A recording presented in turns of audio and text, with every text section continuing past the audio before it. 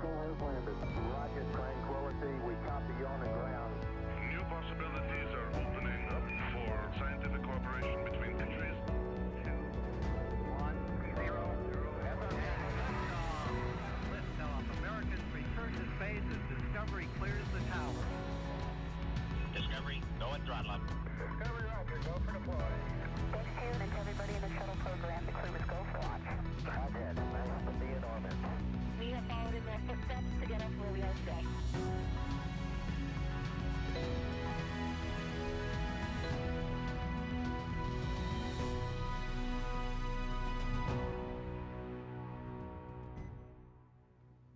Good evening and welcome to NASA's Kennedy Space Center in Florida for NASA's Boeing Crew Flight Test, or CFT. I'm NASA's Megan Cruz. And I'm Dee Russell with Boeing Communications. Also joining us today is NASA astronaut Nicole Mann. Great to have you here. Thank you, Megan, Dee. I'm so excited to be here, a part of this historic flight. Go Starliner. Yeah, all three of us are very excited, and we're excited that you can join us today to watch and follow along for the next few hours. Because again, today is only the 6th time NASA astronauts will launch on a new spacecraft designed for crew. And it will lift off on a United Launch Alliance Atlas V rocket, which ULA just finished fueling cryogenics a few minutes ago. Now, both Starliner and the rocket stand ready on Launchpad 41. You're seeing a beautiful view there from one of our helicopters at nearby Cape Canaveral Space Force Station's Launchpad 41. And the last time an Atlas-class rocket sent humans to space was 61 years ago for the final flight of NASA's Mercury program. Over the next 5 hours, we will walk you through the launch of today's flight test. NASA and Boeing want to certify Starliner for regular flights to the International Space Station as part of NASA's Commercial Crew program. Nicole, why is it so important to have a second commercial spacecraft that can ferry astronauts to and from the International Space Station? Megan, it's so important. What we need is dissimilar redundancy taking astronauts to the International Space Station. That allows us to not be reliant on just one company or one rocket. It provides that backup capability so we can continue to have that sustained presence on the International Space Station and do all the science and technology development that we need for future missions like Artemis to the moon. Yeah, it's such a great platform, and it's great that we get to utilize it in such a way by supporting the Commercial Crew program and what it's trying to do for the space station. Yeah, the partnership between government and commercial industry is the way of the future. Yeah. So obviously, everyone, Nicole knows a lot about the Commercial Crew program, the ISS, Starliner, and their 2 astronauts today, Commander Butch Wilmore and Sunny Williams, and that's why we asked her to be here with us. And for those who might not know, so Nicole was first assigned to this Boeing Crew Flight Test in August of 2018. Not only was she trained to fly it, but she was an integral part of its development along with Butch and Sunny. However, she was later reassigned to NASA's Crew 5 mission, which launched in 2022.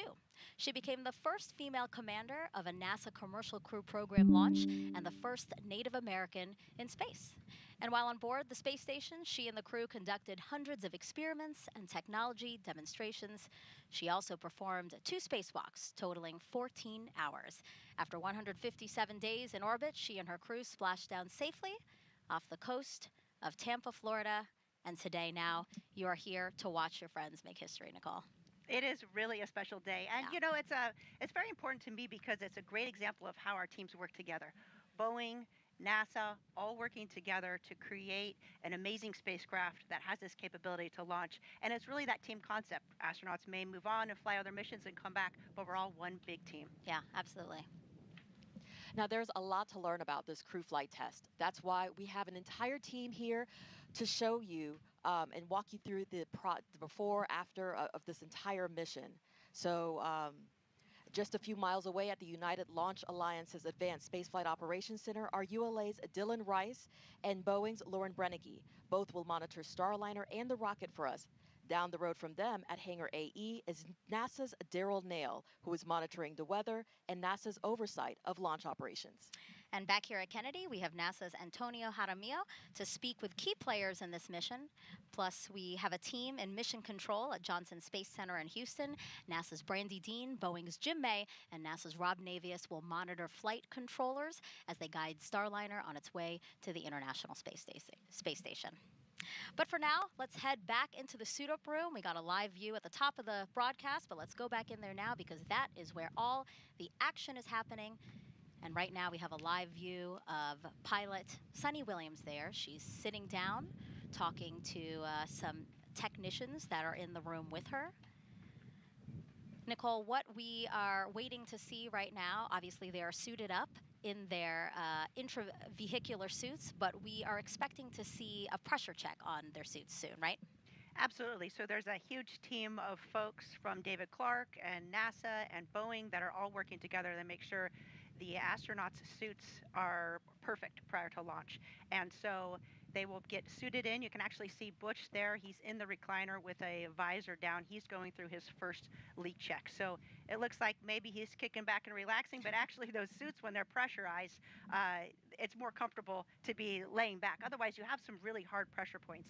And so he's going through that leak check now. They're testing the integrity of the suit prior to launch. Yeah, so they're blowing air into the suit to inflate it. That's why we see him inflated there, and that's why his visor's down, because we're making sure that it maintains the right pressure for any issues that they might have. The suit has to protect them. Absolutely. It is their life support system, really. And so should there be a problem in Starliner, they will close their visor. That suit can inflate, and it has the pressure and also the air supply to keep the astronauts safe in the event of emergency. And Dee, Nicole mentioned David Clark, so that's the company that worked with Boeing to design these suits we're looking at, right? Absolutely. So they worked closely with veteran astronaut Chris Ferguson to come up with the details. It is a lot lighter than the traditional NASA astronaut spacesuits. It's about 10 pounds lighter. It's very minimal. You could see on the left side, right under maybe their name, that's where the umbilical will go in, and that's where the air would go into. The chippas, which is a soft helmet. The new thing about this suit is the helmets are actually attached to the spacesuit. It's actually like a hoodie, and that's where the communication cord is connected to, so that they're able to talk to flight control during their mission. And then, of course, they have gloves, as most suits do, and these gloves are touchscreen sensitive, as we do have a screen on our capsule. And it looks like Butch is about to unzip his helmet there, so it seems like we've had a good leak check there. Speaking of Butch, again, Commander Butch Wilmore, NASA astronaut and retired U.S. Navy captain, was raised in Mount Juliet, Tennessee, married to Deanna Wilmore, and they have 2 daughters. As a naval pilot, Butch racked up more than 8,000 flight hours and 663 carrier landings, all in tactical jet aircraft. He completed 4 operational deployments, supporting missions like Operation Desert Storm. Before his selection to NASA, Wilmore was on exchange to the Air Force as a flight test instructor at the Air Force Test Pilot School at Edwards Air Force Base in California. Speaking of space, Butch is a veteran of 2 space flights as pilot on Space Shuttle Atlantis in 2009, and then in 2014 he served as flight engineer for Expedition 41 to the International Space Station. So far, Wilmore has spent 178 days in space and performed 4 spacewalks. This flight test will be his 3rd mission to the ISS. A great background of experience there, Nicole, to really be the commander of a flight test. Absolutely. All the experience of both Butch and Sunny as aviators, as naval aviators, and as test pilots, they've really been such a critical component to the development of Starliner, as their experience, their decision making. And I love what Butch always says, you always ask the question why. And asking that question why and learning more about Starliner has helped grow this program into what's going to be a successful launch today. And Sunny Williams, CFT's pilot and a retired U.S. Navy captain. NASA selected her as an astronaut in 1998, just 2 years before Butch. This will also be Sunny's 3rd mission to space, making her the first woman on a test flight of an orbital spacecraft. Her first trip to the ISS launched in 2006. She served as a flight engineer for Expeditions 14-15. She then returned to the orbiting lab in 2012 and was commander of Expedition 33. Sunny has more than 50 hours of spacewalk time, the 2nd most cumulative time by a female astronaut. So far, she has spent 322 days in space. Before NASA, Sunny was a former naval test pilot and instructor, logging more than 3,000 flight hours in more than 30 different aircraft.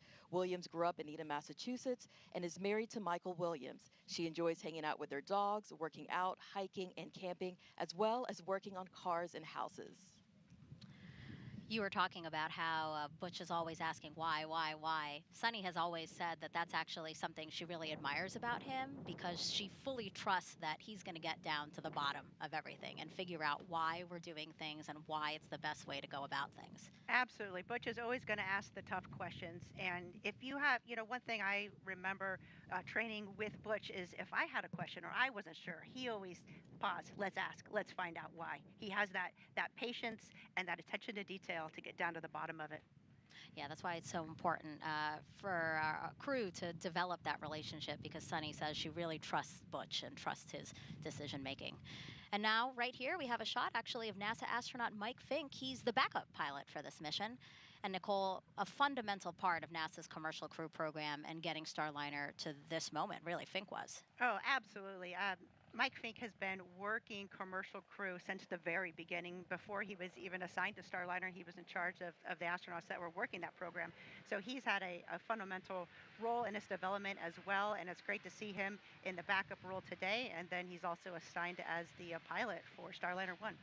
Yeah, Starliner 1, the first operational 6-month mission to the space station after this crew flight test and certification of the Starliner spacecraft. Fink is known for loving to take pictures, so I bet you he's snapping. He's snapping a picture of the crew now. Okay, that makes me laugh. He is the best at taking photos. In fact, I told yesterday I drove by the pad and took a photo, and I texted Mike, and he sent me the first picture that we took together in front of the Atlas V, which is pretty special. Yeah, that's wonderful. And I know he's there in a monitoring role, right? Because as he prepares for Starliner 1, it's really important to see how everything shakes out for CFT today. Oh, for sure. But he's also the ASP. So he's the astronaut support person in the room. And so his job is to make sure Butch and Sunny have everything that they need for launch. Of course, there's a team that's helping them out, but he has that special eye to know, okay, this doesn't look quite right. As a crew member, he has that kind of inside knowledge, and his forefront of his mind is the safety and success of Butch and Sunny. All right. Now, if you have any questions about this mission over the next 5 hours, we invite you to send questions our way using the hashtag AskNASA. All you have to do is go to one of our platforms, Facebook, X, Twitter, Instagram, and again, use that hashtag AskNASA to send in your questions. We look forward to hearing from you and answering those questions live. Let's go now to United Launch Alliance's Advanced Spaceflight Operations Center, or ASOC, where ULA's Dylan Rice and Boeing's Lauren Brennicke are listening to all pre-flight operations right now. So guys, how's everything looking? Well, Megan, the countdown is going incredibly smooth right now. It's been nice and quiet in here when you consider all the important jobs that are going on around us. It's amazing that it is so quiet, but that's what we want to hear. Dylan and I are in a really unique spot here at ULA's Advanced Spaceflight Operations Center. We're able to look down over the control team, the launch control team down here, and if you see us right there in the middle of the room, that's us up in the window. And we're also able to be right in the middle of the mission directors who are over to our right, and the engineering support that's over to our left. So we're in a great spot to be able to track this countdown for you today. We're also going to be bringing up the public operational communications that you might hear us refer to as loops or nets. So you haven't heard them so far in the broadcast, but we're going to bring them up now. And we just want to let you know that as they come across, our commentators will be pausing to make sure that you can hear them. It's also our job to wear these headsets you saw us in and listen to some of the chatter that's going on in the background. That way we can translate things for you as they happen and follow along with the nominal procedures. So far in the countdown already today, the Starliner Control Center is starting to shift control of the spacecraft over to mission control in Houston.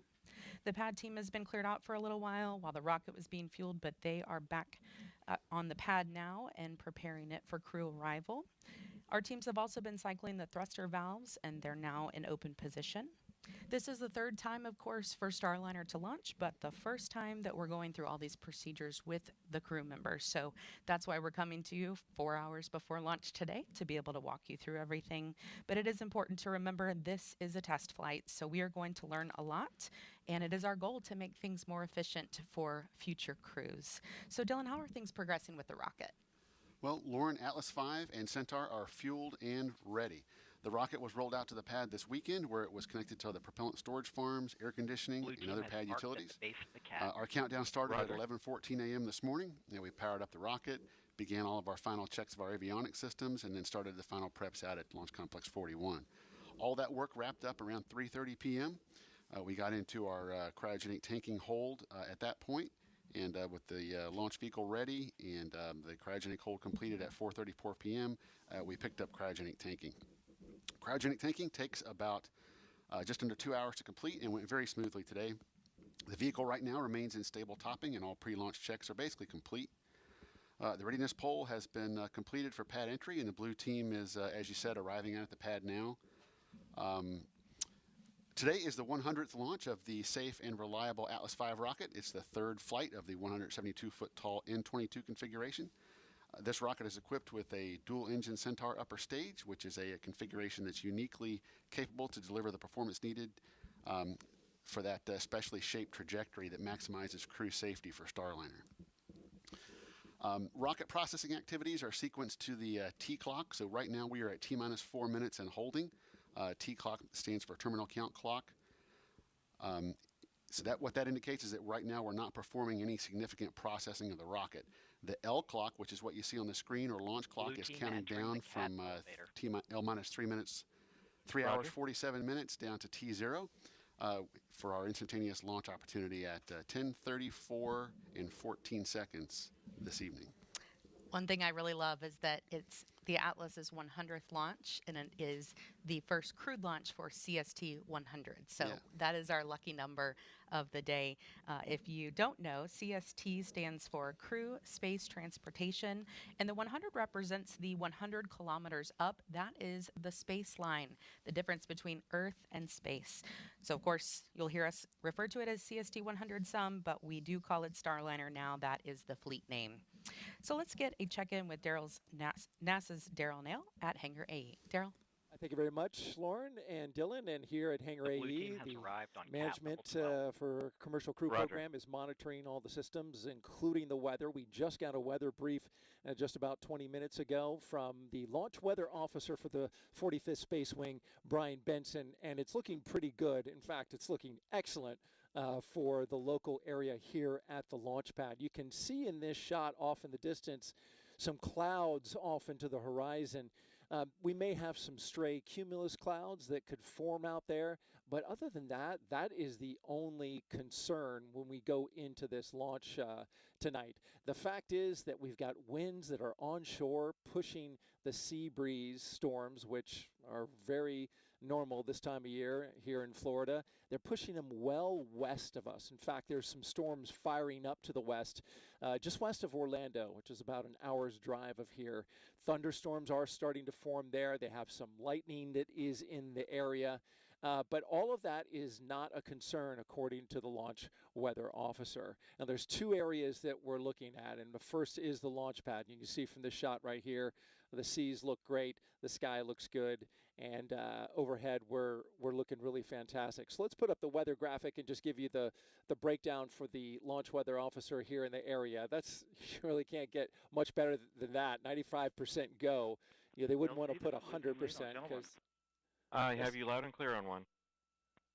Roger that. Blue team has arrived at CAT level 12, performing white room toxic vapor and O2 checks. Roger. Okay, so there you heard the blue team is up at the 12th level. 3 hours, 45 minutes.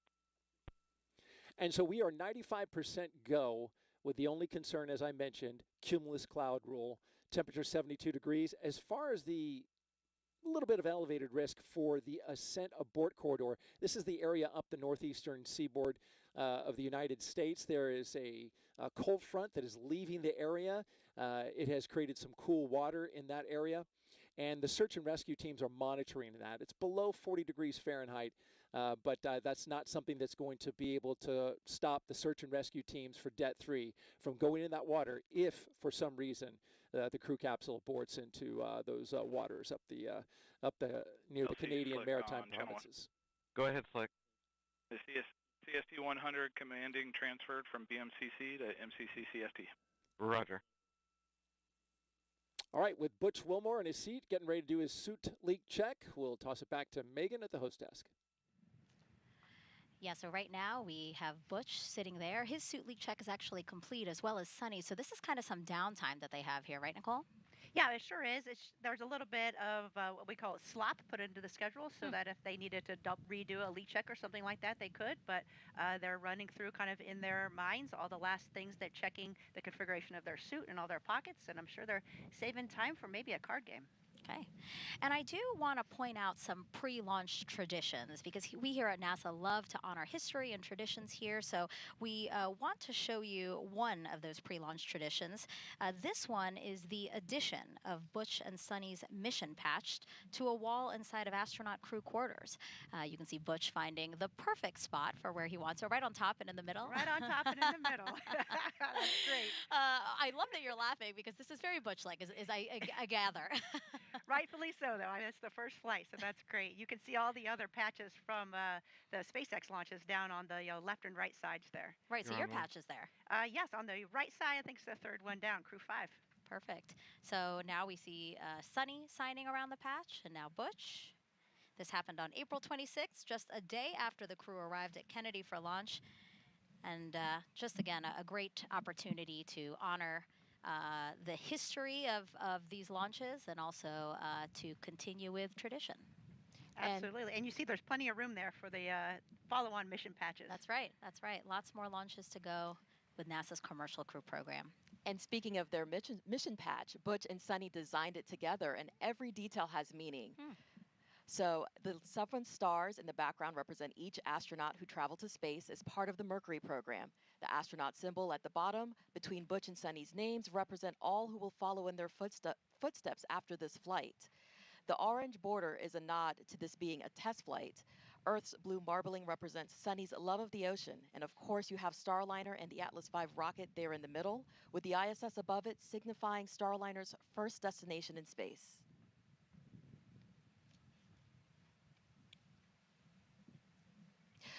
We have teams at Mission Control in Houston monitoring Starliner's flight to the space station.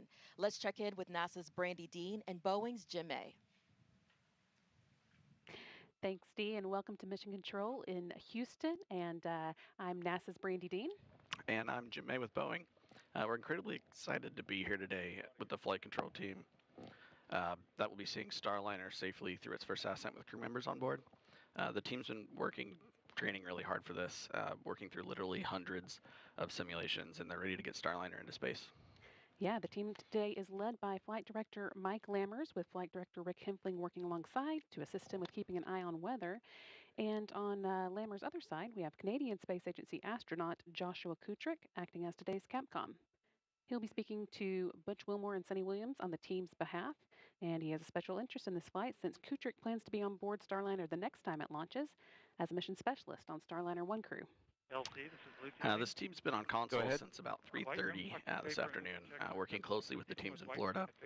Just under 4 hours before launch, once everything was activated and ready for them, the Boeing Mission Control ground control team handed control over to these folks here, and they'll be the ones sending commands to Starliner from now on. That said, although they'll be busy, you won't hear too much from them as they move through the countdown with their colleagues in Florida.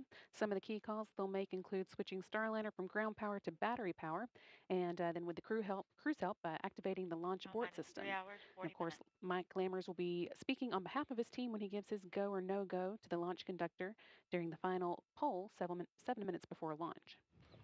At liftoff, they'll work hand in hand with the ULA team, who will be controlling the Atlas rocket lifting Starliner into orbit. For the first minute and a half of flight, we'll have Atlas and its solid rocket boosters providing the initial lift to get Starliner to orbit. And then later, the second stage Centaur engines finish the job of getting the spacecraft into orbit.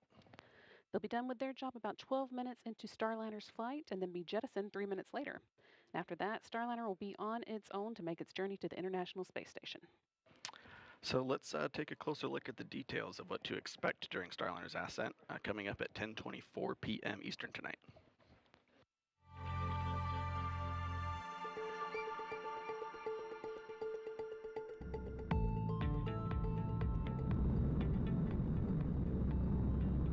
Ascent begins at T-0, liftoff, the end of the countdown and the beginning of the mission. Shortly afterwards, at T plus 12 seconds, the rocket rolls, lining up Starliner with its target orbit and putting the astronauts in a heads-up position. Then, around T plus 40 seconds, max Q starts. That's also known as max aerodynamic pressure. This is a critical time when the atmospheric forces reach their highest. Next, at about plus 1 minute 35 seconds, the two solid rocket boosters run out of fuel and burn out, and about a minute later they separate from the booster. The Atlas booster engine continues to burn for almost 2 more minutes. Then at approximately plus 4:30, booster engine cutoff, or BECO. About 5 seconds later, the booster separates, and so does the ascent cover on top of Starliner.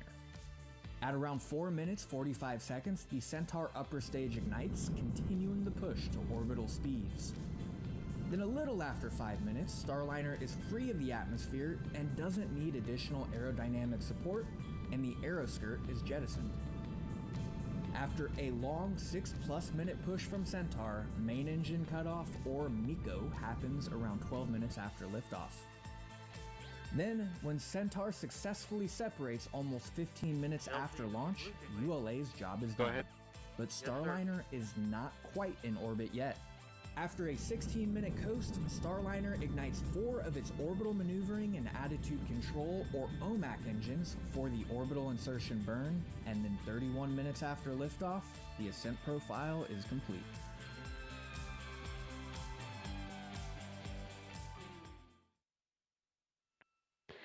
That was a look at the first 30 minutes of Starliner's mission, but of course that's just the beginning. If we launch on time tonight, Starliner is set to dock to the International Space Station at 12:46 a.m. Eastern on Wednesday.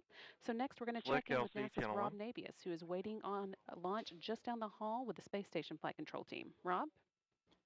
Well, good evening from the International Space Station Flight Control proceed Room with here at the Johnson CFT-100 Space hatch Center in operation. Houston, where the Orbit 3 team of flight controllers is on duty at this hour, keeping tabs on the countdown, the progress of Starliner's preparedness for launch, and the countdown for the crew members on board the station to be awakened at about 2 a.m. Eastern Time Tuesday morning. Once the 7 station crew members are awake, they'll move right into preparations for the arrival of Butch Wilmore and Sonny Williams late Tuesday night. High on the list for the station crew after their wake-up call will be the stowing of equipment currently housed in the passageway between the forward end of the Harmony module and the hatchway through which the Starliner astronauts will float as they enter the station following docking.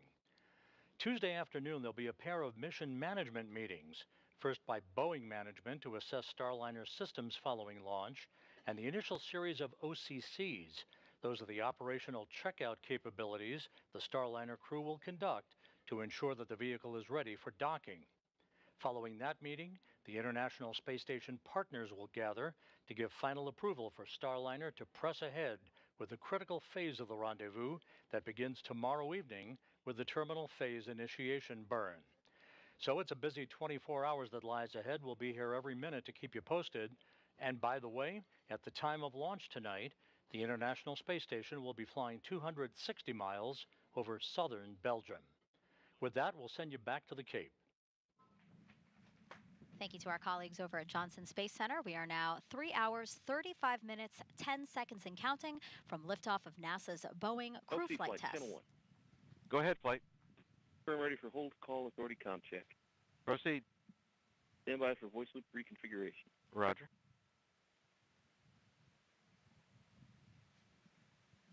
Nicole, really quickly before they start, what is this poll? Or not poll, I'm sorry, check. Yes, they're doing all the 35 minutes. These are all the comm checks to make sure that the control rooms for the spacecraft, for Houston, as well as the rocket, are all in sync and have good communication.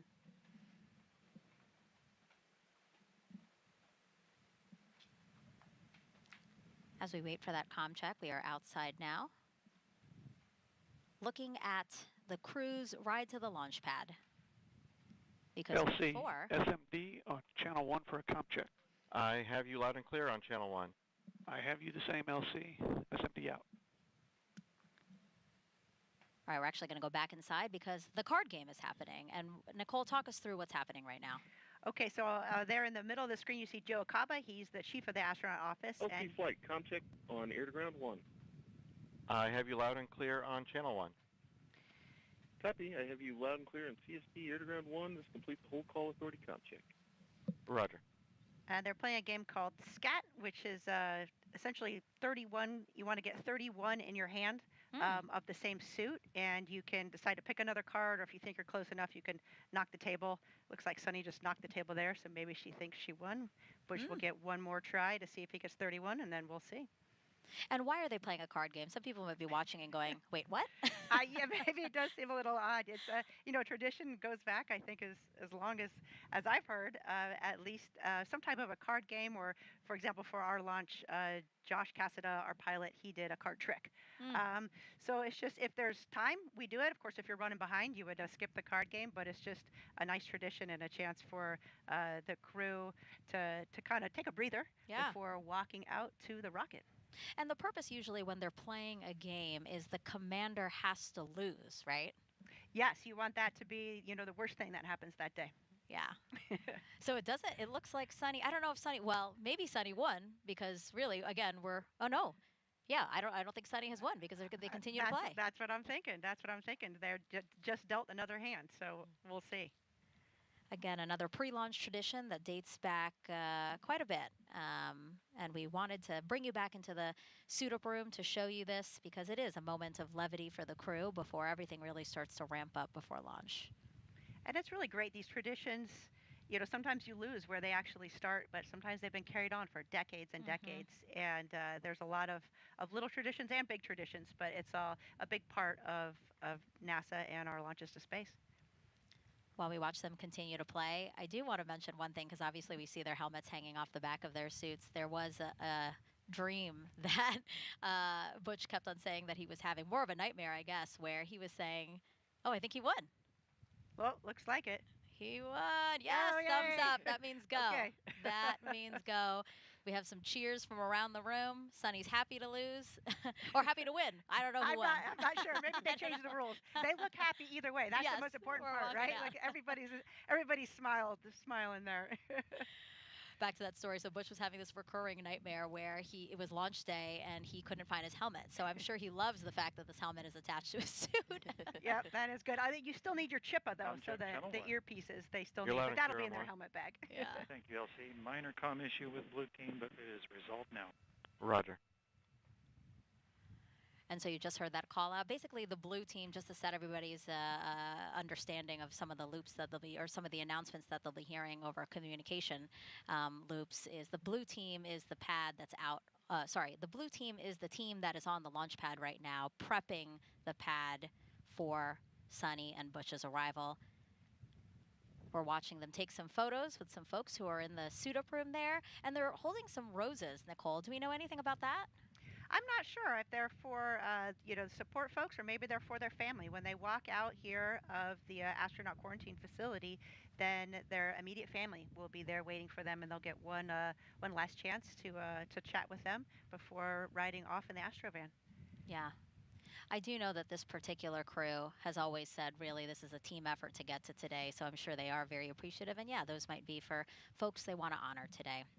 And as you mentioned, the Astrovan, Nicole, the Astrovan is going to be Butch and Sunny's ride to the launch pad. You're looking at it right now. It's parked right outside of the Neil Armstrong Operations and Checkout Building. Crew quarters is right inside of the ONC.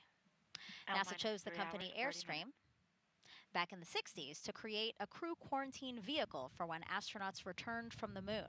The picture you see there, President Nixon talking to the Apollo 11 astronauts inside said quarantine vehicle. And then during the shuttle program, Airstream created the first generation Astrovan. You see it there, a 27-foot motorhome that transported astronauts across KSC to their launch pads. You see Butch smiling there, one of his previous missions. Sunny also rode in that Astrovan. And now here's a closer look at the new Astrovan. It's wrapped with pictures of Starliner, has a license plate that says Ride to Space. When the doors open, steps fold out. The inside can seat up to 8 people. There's those steps. And there's, with the room for the astronauts, portable air ventilators that keep them cool. The Astrovan also includes TV and a sound system, so crew can watch or listen to whatever they want on their way to the pad. Looking like a pretty comfy ride there, Nicole. You jealous? It's pretty sweet. It's a pretty sweet ride. So again, that is parked right outside. I love that ride to space license plate. That's cool. Yeah, that is. It's always nice to see these personal touches, you know, and again, to bring in some fun, right, to a historic mission.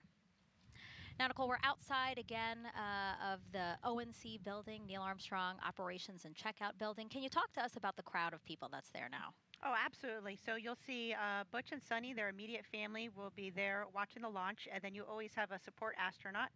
And for Oh, it actually looks like they've already left and the they're suit-up matching. room. Look at they're matching their picture in the elevator. That's awesome. That's great. Yeah. So there you have Commander Butch Wilmore and pilot Sunny Williams. They've left the suit-up room a couple of seconds early. They've walked down a hallway and are now in an elevator to go down to where you're seeing now. They will soon walk out the doors that are to the upper left side of your screen. They'll greet the crowd there before getting into their Astrovan. So again, Nicole, what were you saying about the people there? Yes, of course. There's always astronauts there supporting the family. So I think flying in space is one of the most important things we do. And the next thing after that is supporting our friends that are flying to space and supporting their family. So you'll see Steve Bowen, who is supporting Butch's family, and they were classmates of the astronaut class of 2000. And then Doug Wheelock is supporting Sunny's family, and they are classmates in the class of 1998. Wow. Yeah, it's so nice to see the familiar faces, you know, just to, again, get one more moment with your loved ones before a really important historic mission ahead of you. Butch and Sunny have been training on Starliner for years, and Starliner training takes place at Johnson Space Center, where they can simulate just about anything they may experience in space, even zero gravity. They performed a lot of their training inside a real-size mock-up of the Starliner at JSC, which just happens to be right across the room from a real-size mock-up of the International Space Station. And just down the road, they spent hundreds of hours inside of Starliner's simulators, running through various possible scenarios they could face during this flight test. Now, Nicole, Butch and Sunny are, likely waiting right outside of the doors now. We expect them to walk out at 3 hours and 24 minutes before launch. Do you remember how you were feeling in this moment? Oh, absolutely. And, you know, we walked out those doors a million times just being here at Kennedy Space Center for work and staying in the quarantine facility. But when you walk out and open those doors that final time before leaving the planet, it's really special. I remember feeling excited to see my friends and my family, but also feeling a really strong sense of calm because you know you're prepared and you are ready to go. So we'll be watching the clock to see if they're too excited to wait for the mark that they were. Who would come running out first? Would it be Butch or Sunny? What do you think? You know the answer. Okay, they'd be there together, kind of running out. Yeah, I'm sure we'll also see a lot of NASA leadership here at Crew Walkout. Now they'll have to stay down kind of towards the other end of where the Astrovan is because they have not been in quarantine with the crew. But it's always important that we have our leadership at NASA coming down for lunch. All right, let's try to squeeze in a social question. We have Danny on Instagram asking, what exactly are they testing? Well, Danny, they're testing everything. It's a new spacecraft. Of course, the spacecraft has launched uncrewed before on the Atlas V rocket, so we have great confidence in that system. But the crew on board, the integrated system with all the life support systems and our egress systems, which is your cooling and your environmental system. Of course, and then the piloting of the spacecraft. It is a fully automated spacecraft, but it has a lot of manual capability. So Butch and Sunny will be flying manual test points, and it also has a fully backup capability as well. So they'll be testing all of those components of the spacecraft during this mission. And to set the stage for, again, the moment of Butch and Sunny walking out these doors. Again, the ONC building here at Kennedy Space Center. Inside was crew quarters, that same suit-up room that we have been watching them suit up in. NASA has used that very same suit-up room since Apollo 7 in 1968. That was the first manned mission of the Apollo program, so a lot of history there. And then those astronauts, as we said, for the missions subsequent to Apollo 7 have been walking out the doors, as you see now. Here they come, our CFT crew, taking their first steps outside for their historic flight test to the International Space Station, Commander Butch Wilmore and pilot Sunny Williams. LC Slick on channel 1. Go ahead, Flick. Hatch open, ops complete. Confined space checks are nominal. Roger. You can hear Butch there saying thank you for everyone for being there. He said, let's fly. They're now walking over to their respective areas, right? Again, we have family and friends here to see Butch and Sunny.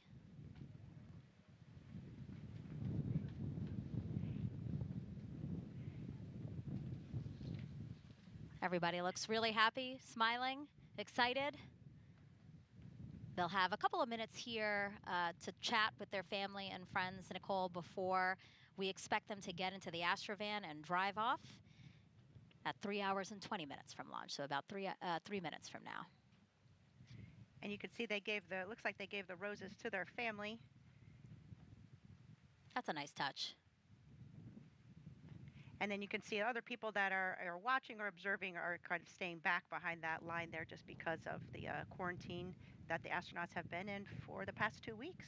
Yeah, there's sections, right? There's the first section of people who have been in quarantine. Second section might be extended family who couldn't do the quarantine. And then we have the media, of course, covering this historic launch. And this is a special moment. I mean, it looks like it's crowded there, but it's really a private moment that you're kind of have with your family to exchange some words and give some final words of encouragement for those that are staying back on the planet and for the person that's leaving the planet as well. Yeah, both Butch and Sunny have said, you know, they have included their family every step of the way of their mission. So really, they feel like their family is ready and excited and happy for them to embark on this journey. Absolutely, and your family is such a big part of this. Your immediate family, of course, your extended family, then your NASA family and your Boeing family. It's really everybody working together and supporting each other is the only way we can make these incredible things happen. Yeah, less than 2 minutes from them to drive off to their launch pads. I do want to point out who's going to be getting in the Astrovan with them. So we will have a driver. His name's actually Rodney Perry, and he said, I could not pass the opportunity up to drive astronauts to a launch pad. I don't blame him. Yeah, that's pretty cool. And then we have a backup driver who's going to ride passenger, monitor again those communications that we're hearing over the loops, the nets, just to keep tied in with the operation. He said that Butch and Sunny are just down-to-earth fun people, excited to, again, play a small part in their mission.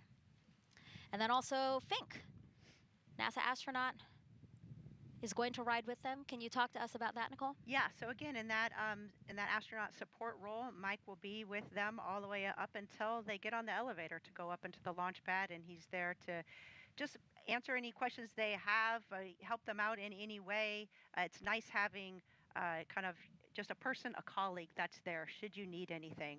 And then, of course, Spanky's taking notes on everything because, as mentioned before, we're always learning and improving our processes. And so he will take any lessons learned back for his launch. And we're watching now as Butch and Sunny give air kisses, air hugs. You can see they have a visor, a film kind of protective layer there on top of their visor. That's Velcro to the back there, and that's just so the visor doesn't get scratched as they're moving around to the launch pad, and then they'll remove that protective visor when they get into the spacecraft. That makes sense. Thumbs up to everybody. They're like, let's get out of here, guys. A hug there for 3 hours and 20 minutes. One of you guys' colleagues, right, Dee? That's right. That's Megan Donaldson. She works very closely with the astronauts. She's our astronaut liaison and ensures that they have proper interaction with our teams to encourage safety and to remind everyone that this is a crewed flight and this is who we do it for. Now she's closing the door. The stairs are going up.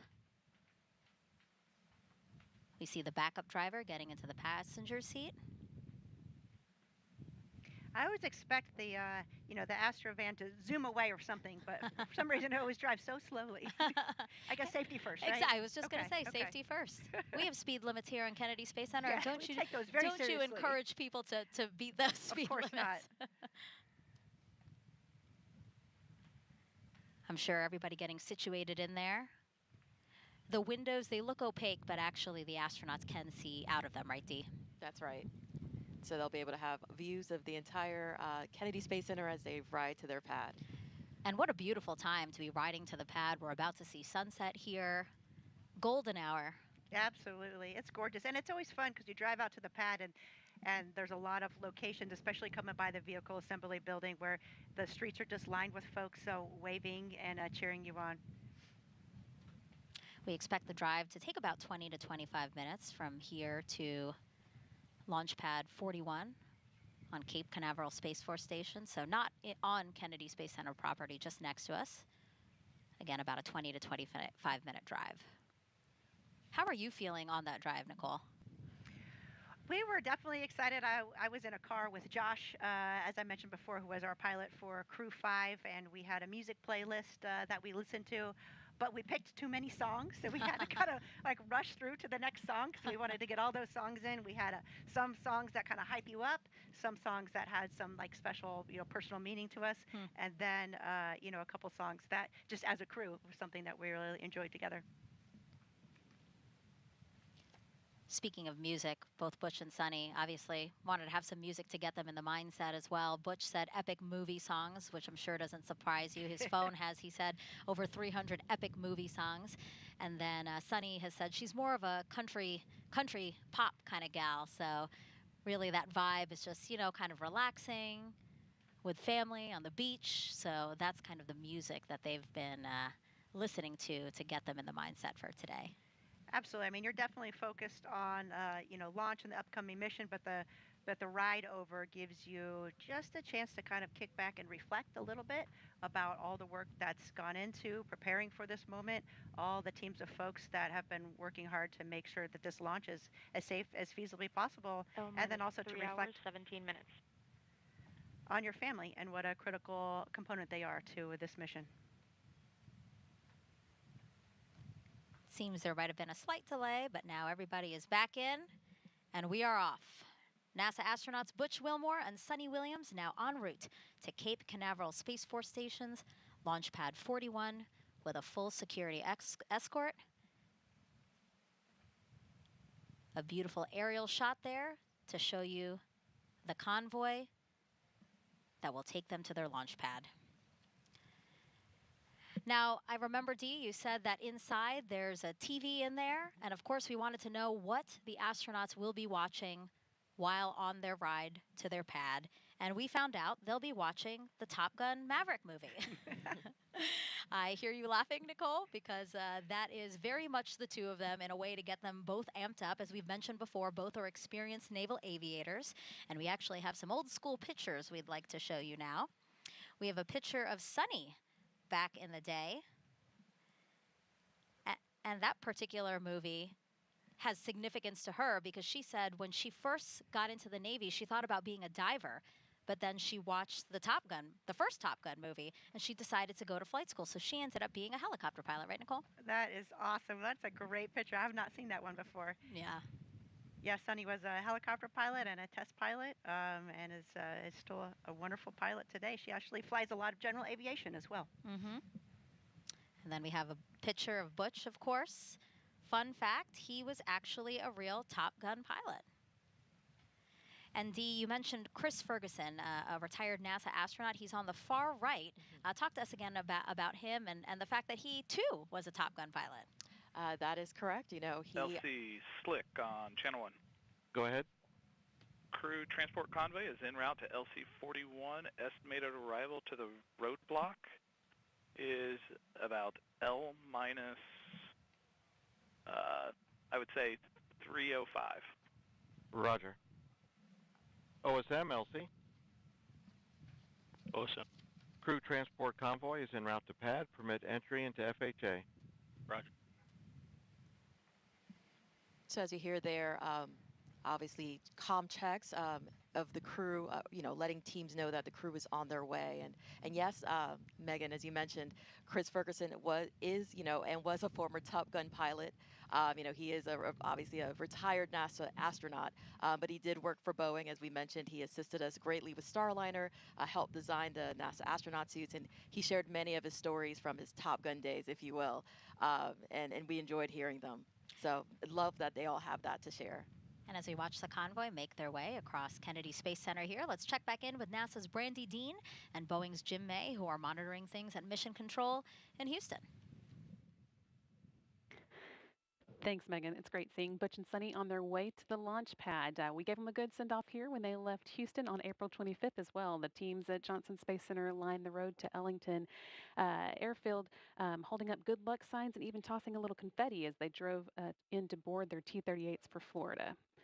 Things have been going smoothly for the flight control team in Mission Control Houston. The team here took control of Starliner a little less than an hour ago, and they've been working smoothly through a number of the steps in their pre-launch checklist. One of the first things they did after coming on console was a weather briefing with the crew in crew quarters still. That was a quick conversation, though, as the weather is looking very good for today's launch opportunity. The team here in Houston is continuing to work through their pre-launch checklist, although right now they're working in more of a monitor mode, keeping the spacecraft stable while Butch and Sunny head to the pad. Then the teams at Kennedy Space Center prepared a Starliner for their arrival. So once the crew gets strapped into their seats and the hatches closed, things here will pick back up a little bit as we perform cabin leak checks, monitor Starliner's life support systems, hosting the crew for the first time to space.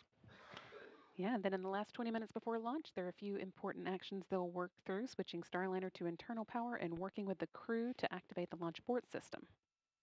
This carefully choreographed pre-launch process has been practiced many times as a fully integrated team, and most recently just last week with all of us sitting here in the same seats as our final set of training to prepare for Butch and Sunny's mission today. And of course, all of this is aiming to get the crewed Starliner to the International Space Station for its crewed flight test. So let's check in again with the destination, the International Space Station. Rob Navius is with the Space Station Flight Control Team, standing by to give us an update. Rob? Thanks, Brandy. Well, Mission Control is buzzing tonight with the White Flight Control Room down the hall, poised to take over Starliner mission operations at liftoff of the Atlas V rocket. And in this room, the International Space Station Flight Control Room, we're ready to collaborate with our colleagues once Starliner moves into what are called integrated operations around 9:45 p.m. Central Time tomorrow night, about 3 hours prior to Starliner's scheduled docking. Once the new spacecraft is docked to the station's Harmony module, there'll be a period of about 2 hours to conduct leak checks on both sides of the Starliner Harmony docking interface before the hatches will swing open, allowing Butch Wilmore and Sunny Williams to enter the station, which has been home for both of them on previous missions. Wilmore and Williams will configure Starliner systems for docked operations, then will join the 7 Expedition 71 crew members for a typical safety briefing. That will be conducted by Station Commander Ali Kononenko of Roscosmos. The Starliner crew will transfer equipment to the station from their spacecraft and begin to settle in for their visit. Countdown clocks are ticking backward as we close in on the launch of this test flight. We're ready here in Houston, so let's go back to the Cape and our continuing coverage. Thank you.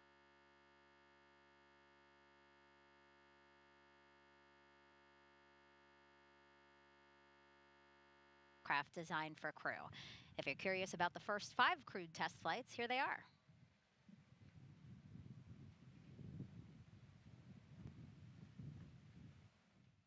The first was Mercury Redstone 3, launched May 5th, 1961 with Alan Shepard. The next one was Gemini 3, launched with Gus Grissom and John Young on March 23rd, 1965. Apollo 7, Wally Schirra, Don Isley, Walt Cunningham, October 11th, 1968. Then you have STS-1 with astronauts John Young and Robert Crippen, which launched on April 12th, 1981. And then NASA's SpaceX Demo 2 mission, Doug Hurley and Bob Behnken, May 30th, 2020. And of course, today you have NASA's Boeing Crew Flight Test with Commander Butch Wilmore and pilot Sonny Williams. And as you pass by there, that's actually near C3PF where we refurbish and assemble the Starliner. And right next to that building, we have the historic Vehicle Assembly Building here at Kennedy Space Center. And we should, of course, acknowledge that what will be the 7th time NASA will fly crew on a new spacecraft off our planet, and that will be the Artemis II mission next year. NASA astronauts Reed Weissman, Victor Glover, Christina Cook, and Canadian Space Agency astronaut Jeremy Hansen will orbit the moon, and their Space Launch System rocket and Orion spacecraft will be assembled in that Vehicle Assembly Building. Let's check out what's already in work for NASA's return to the moon.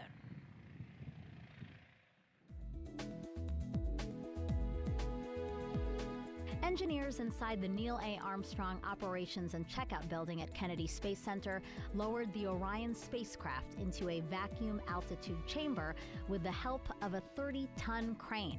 The chamber simulates deep space to test for any electromagnetic energy that could damage Orion as it travels away from Earth. Meanwhile, the Artemis II crew completed an underway recovery test at sea.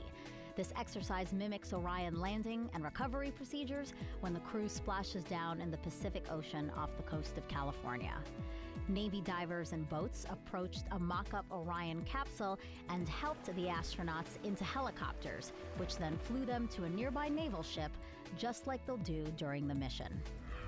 Back at Kennedy and high above Launchpad 39B, this 360-degree video takes you for a ride inside one of the Artemis emergency egress baskets. In the event of an emergency at the launch pad, astronauts and workers use this quick exit to get to safety. That's a look at your Artemis Moon Minute. We're now 3 hours and 7 minutes away from launch. So let's check back in with Daryl Nail over at Hangar AE. Well, thank you very much, Dee. And as we follow the convoy to the pad here, you can see the shadows on the vehicles are getting long. That's because sunset is just about 30 minutes away, 8 p.m. Eastern Time. Sunset, and the conditions for weather are simply fantastic. It's 79 degrees outside, humidity about 70%, but we are very dry, very comfortable, and any storms that have been caused by sea breeze, convection over the center of the state are being kept away by some nice 12 to 14 knot winds, according to the launch weather officer, just keeping those storms at bay off in central Florida. So as the team goes out there, the crew's getting a beautiful sunset, a beautiful Florida sunset as they go out to their launch pad today. Also want to mention that the NASA operations manager has set the triage points based on the conditions that the weather has for today, specifically the winds, those 12 to 18 knot winds forecasted at T0. That dictates where they can put the triage should there be an emergency at the pad and they needed to get crews out of there. They want to make sure that both the emergency personnel and the astronauts are safe in case of any emergencies that happen. Now you saw the helicopter flying right by, and this is a shot as they continue to drive out towards Space Launch Complex 41 here. And with that, we're going to send it back to Megan.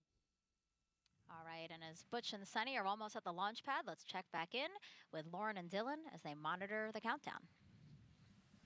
Hey, Megan, as the crew has been making their way across Kennedy Space Center and over to the Cape Canaveral Air Force Station side, Space Force Station, I should say, the pad team's been inside working to prepare the inside of Starliner for the crew to arrive. We've been talking a little bit about the pad team. We've told you we also referred to them as the blue team. So if you hear us say blue team, that's who we're talking about. It's made up of 5 people from Boeing and 3 people from ULA. As the pad team is working up in the top of the crew access tower, one of the pad team members is also going to be making their way down to escort the crew up once they get there to the pad. You can see there on the left of your screen, that is what we call the white room. So we have 2 pad team members working away in the white room, And then on the back of that shot is, of course, the hatch that goes into Starliner. So that's where we will see Butch and Sunny making their way into here shortly. We're also about to see a pretty exciting moment. As soon as they arrive to the pad, they are going to be able to get a last second look at their rocket. They will first pull over to the side of the rocket and be able to look up at it and see it in all of its glory before they take off this evening. And they've done this 3 times before. This will be their 3rd time. They've, of course, gone to space in the shuttle and as well as the Soyuz. So they know how to go through these motions, but it's a little bit different and a little bit special each time. We have heard Sunny and Butch talk a lot about this spacecraft and how much they love it for its agility. Butch, if you've heard him in some of the recent press conferences, has even joked a little bit about how he feels so lucky to be in this spacecraft and how nimble it is, because he says he could really do barrel rolls around the ISS if he wanted to. Go ahead. Of course. Yes, sir. Per step 150, 26 personnel, 26 entering FHA at this time. Roger. Of course, he would not be doing barrel rolls around the ISS, but he just likes to use that as an example of just how nimble this spacecraft is. Sunny also tells us that it is a test pilot's dream to be on this flight. She says she feels like she won the golden ticket. So it's pretty special for our teams to hear things like that. They have both been thoroughly involved with the development of Starliner, making changes along the way. They say that their fingerprints are really all over every procedure, every part of Starliner, even their spacesuits. They have been that involved in the makeup of everything. Of course, it is their goal to put Starliner through the ringer during this test flight and to prepare it for their friends who will take future rides on Starliner once we are certified and there are future missions on Starliner 1. So Dylan, the crews feel very confident with a ride to space on the Atlas, which has a 100% mission rate. They like to talk about that. Well, Lauren, the Atlas V Starliner configuration was designed with a commitment to safety. One of the most reliable rockets in the world, Atlas V, is today carrying an extra layer of safety for its specialized duty of launching astronauts. We call that the Emergency Detection System, or EDS for short, and it was developed by ULA engineers to enhance the protection of astronauts riding atop Atlas Slick V. on Channel 1. Go ahead. Ready for pad support personnel to perform OSE radio comm checks and proceed to ground level. Roger. And Lauren, as I was saying, that EDS system autonomously monitors the health of all of the launch vehicle systems during flight. If the EDS system detects an impending anomaly, it can trigger an abort faster than any human could possibly do. But the astronauts also have the capability to trigger a manual abort from inside the capsule. Along with that EDS system, we also have a dedicated ascent flight control team on console at our headquarters in Denver. During this, this is Slick. They're exiting the white room to grab the radio now. Okay, Roger, copy that. Yeah, during any human spaceflight mission, this team is monitoring the health and performance of the rocket during ascent to space. The engineers will provide a real-time status and collaborate directly with NASA's flight director and mission control in Houston. When you hear the call sign Atlas, that's our ascent lead, and he'll be providing real-time telemetry data from the rocket and provide continued situational awareness. So for now, the rocket remains ready. We're just waiting on the opening of today's launch window and our astronauts. All the activity out at the pad is actually up on that crew access tower right now. As you mentioned, there are 3 ULA team members on the blue team, and they're there to manage all aspects of the crew access tower systems.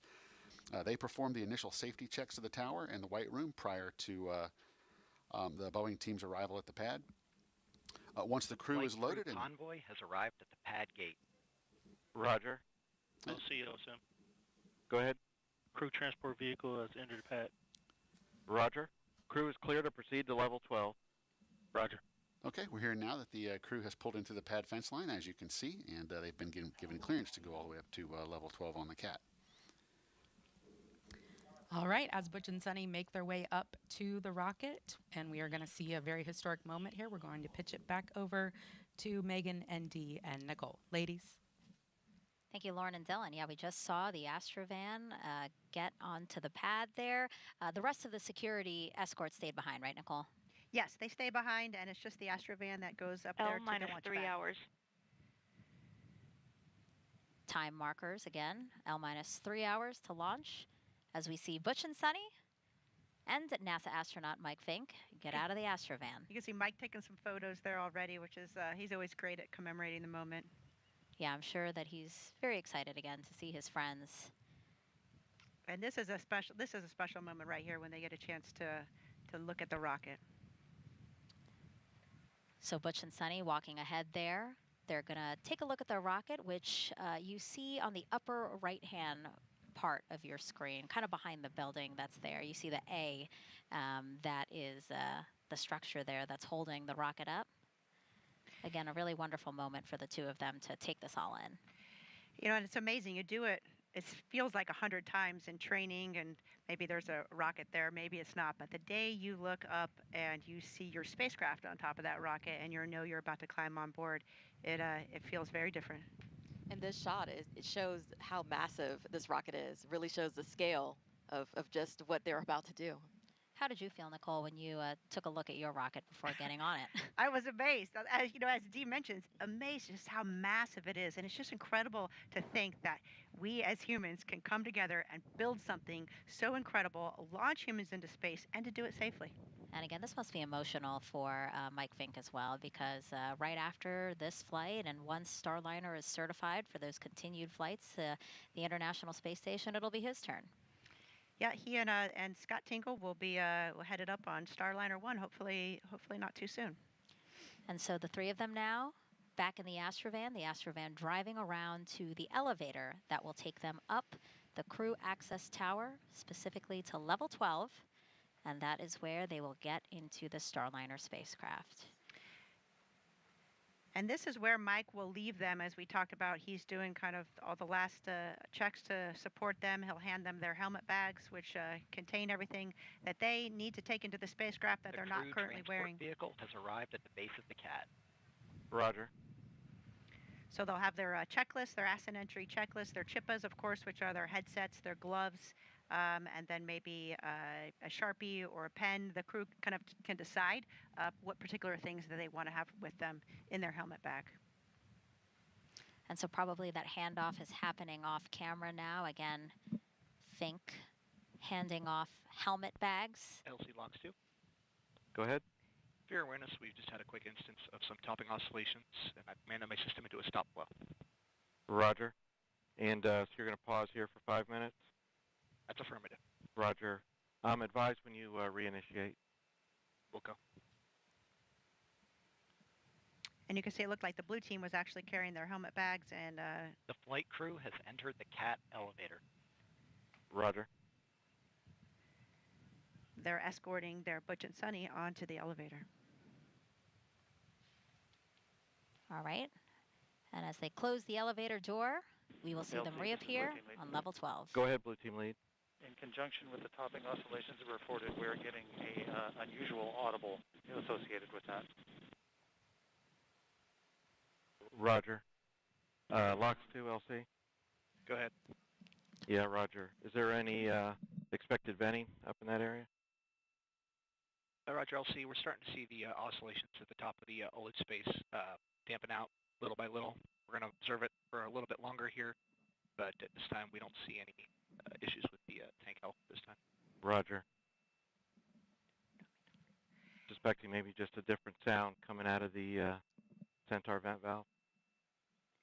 And you can hear that communication there from Roger. United Launch Alliance. They're, of course, monitoring all the instrumentation. Blue Team Lead, LC. Go ahead, sir. Roger. Appreciate the comment. Just advised if anything significant changes. Yes, sir. They're monitoring the instrumentation very closely, and then we'll talk about... The flight crew have arrived on CAT level 12. Roger. Anything they see that is, potentially off-nominal, and they will investigate, and you could hear them reporting to the rest of the control teams. They will continue to monitor, and of course, if there are any issues, they will let us know. But at this point, it sounds like they're just looking at some instrumentation. Yeah, I believe they said something about a stop flow for maybe 5 minutes, and they'll monitor that and hopefully be resuming after those 5 minutes. And what we're seeing now is, again, pilot Sunny Williams now on level 12. So what's happening now is Butch is going to the bathroom. Very important. It's his final opportunity to go to the bathroom before launch, right, Nicole? Yeah, and believe it or not, that is at a very important moment. You want to take that time there. And it also gives, your other crew member a chance there, like Sunny is, to look out the top of the launch tower, which is just an incredible view. You can see the wind is really ripping, as you can see Sunny's hair getting blown around, but it's a great view looking down. I'm sure that sunset over the Cape is pretty special at this point. Yeah, it's wonderful that this isn't a night launch, because obviously at night this place is pitch dark. So it's nice to have a view from up there for them. And you can see off to the left there, that is the crew access arm that's headed out to the white room. So once they're complete with their restroom breaks, then they will head down the crew access arm. Go ahead. Yes, sir. Crew transport vehicle is clearing the pad. Roger. And here they go. Butch and Sunny walking across the crew access arm to Starliner, their ride to space. So and now, OSM, proceed to south fallback. Roger. So now they're in the white room being greeted by some of the pad team members. That's going to help them ingress into the Starliner capsule. But before they do that, you can see Butch has a Sharpie in his hand, and he is actually signing a mission patch that they have put in the white room.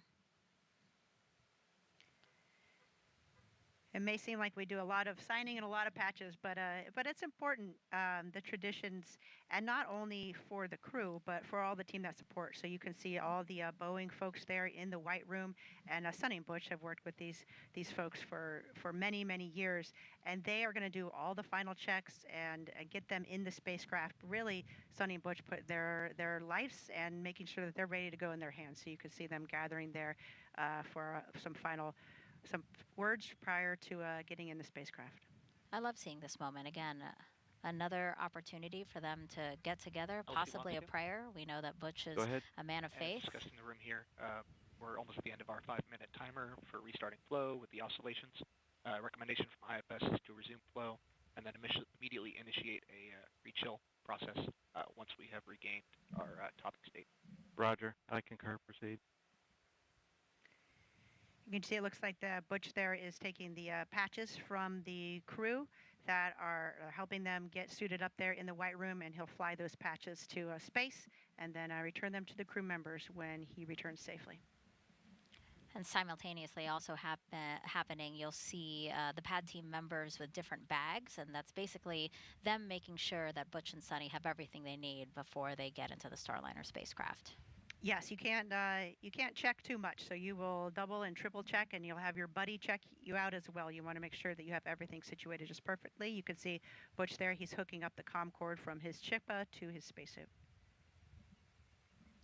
And what we'll see is Butch going through the ingress process first, and then Sunny will observe from the outside here, and then it'll be her turn to go inside. Yes, and there's a lot. You can see that the Boeing folks have suits on, have hairnets on, have gloves on, have masks on. The white room is a clean room. It's environmentally controlled. We want to make sure that the environment inside the spacecraft has the proper humidity, that there's no contamination, and we are, it's very important that there's no dust, hairs, rocks, anything, any type of FOD that could get into the spacecraft or into the hatch. So it's important that we keep this room clean and pristine. Right, so after they help him get his gear situated here, as you said, some FOD checks, foreign object debris, things that shouldn't be on them, go into space with them. So make sure they take them off. So you see that white pad on the floor there, Nicole, that's like a tacky mat is what they call it.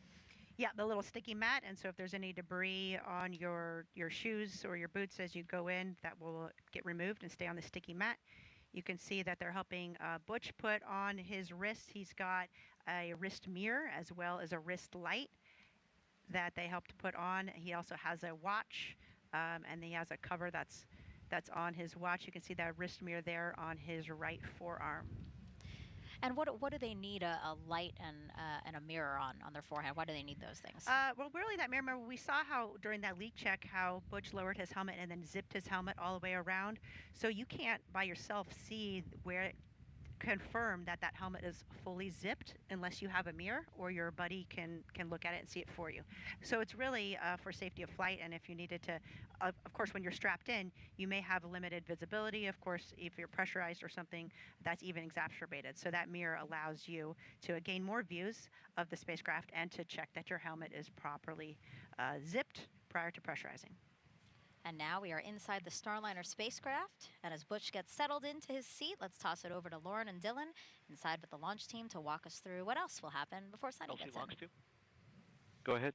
This time, flow's been reinitiated and a rechill has been issued. Roger. Megan, thank you. We are taking a new view now. This is Blue from team lead, LC. This is from one of the 4 different views we have inside Starliner from our Mustang camera system.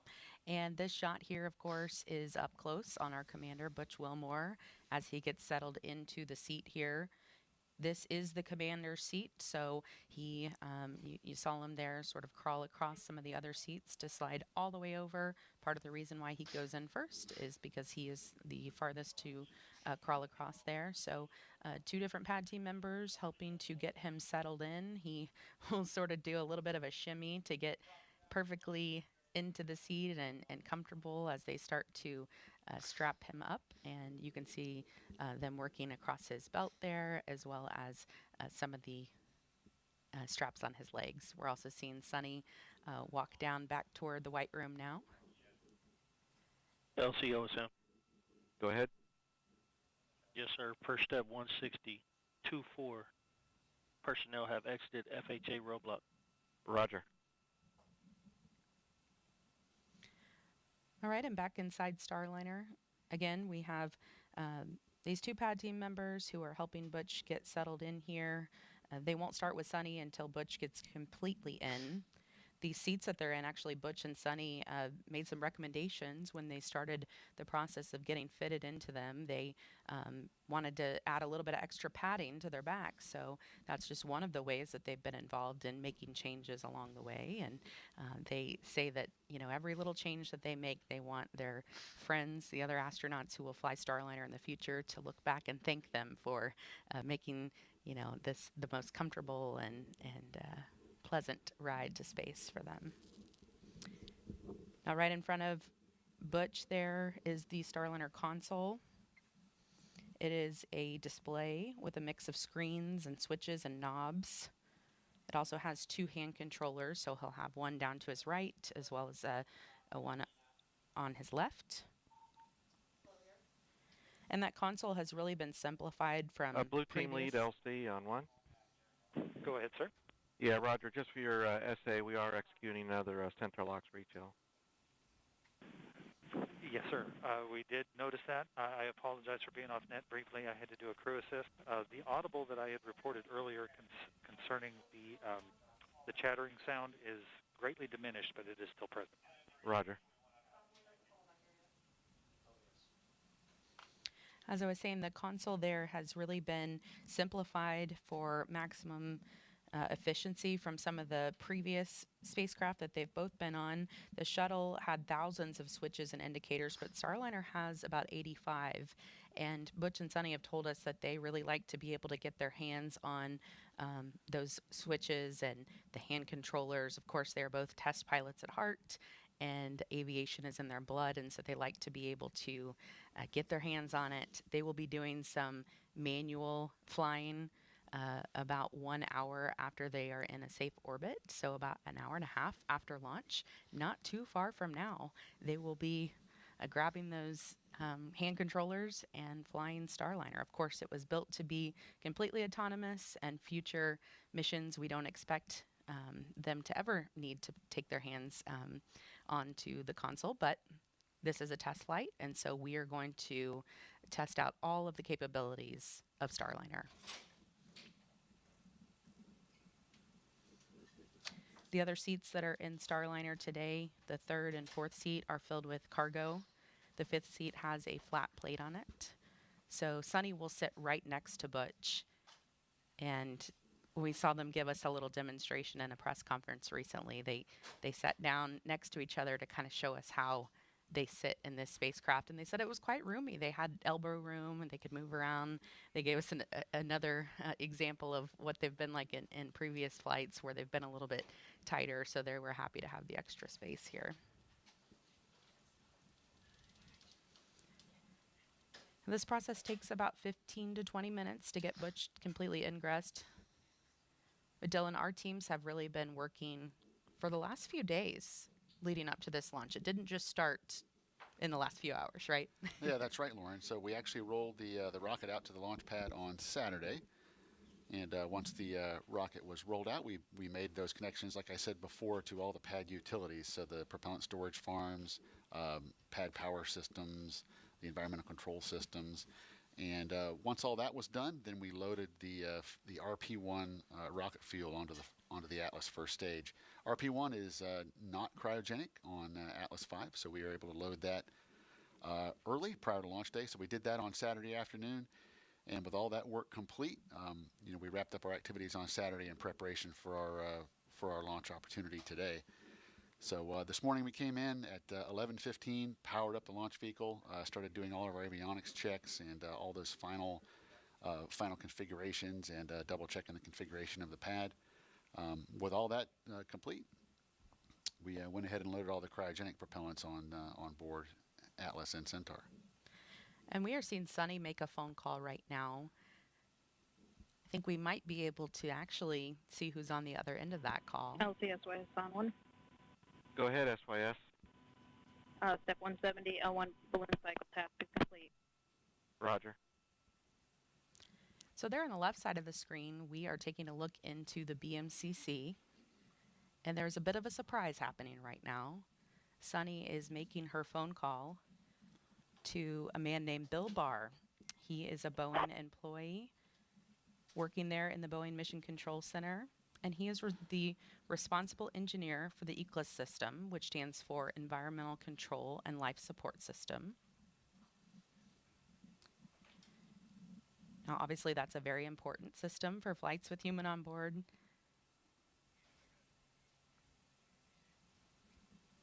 Just trying to see if we could see any of the reaction in the room, but I'm sure this is quite the honor and surprise for Bill.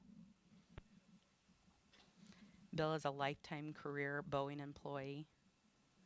He started with one of Boeing's heritage companies, McDonnell Douglas, in the Skylab program.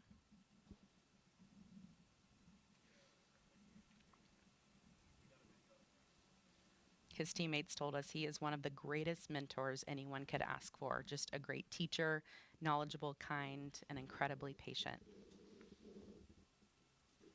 Couldn't hear anything better from your teammates. Editor 1 is on listen to.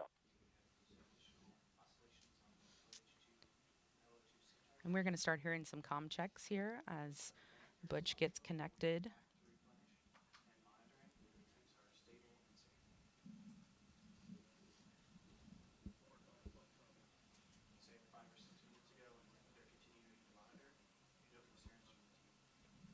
And LOX 2, LC. Go ahead, LC. Roger, do you have a status update? At this point, we're back into stable topping replenish. Still monitoring our delta P measurements in the tank, but things are looking more favorable. We'll inform you if we start seeing oscillations again. Roger. Houston, CDR, Starliner, from Starliner, cop check on Underground 1. Starliner, it's Houston, loud and clear, Underground 1 for the CDR.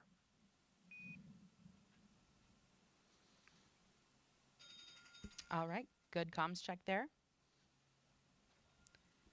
Those comms are connected through the umbilical on his torso. And We Houston, mentioned that Starliner, when they we're were ready in the to suit up. power suit and Bravo. Starliner, Houston, Underground 1, we copy, ready for Bravo on the egress control power panel. You can take suit fan Bravo to ON. Suit fan Bravo's coming on. All right, so you just heard that call there. They are turning the suit fan on. And it looks like they're actually a little bit ahead of schedule here. This is something we were expecting to happen in about 7 minutes. So running pretty efficient today and they will be, doing their best to see how quickly they can get this done, because of course we'll have 4 or more astronauts on future missions.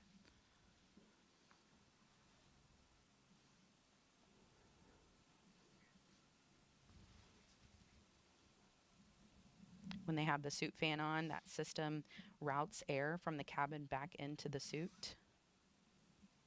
So that's what they're testing out right now.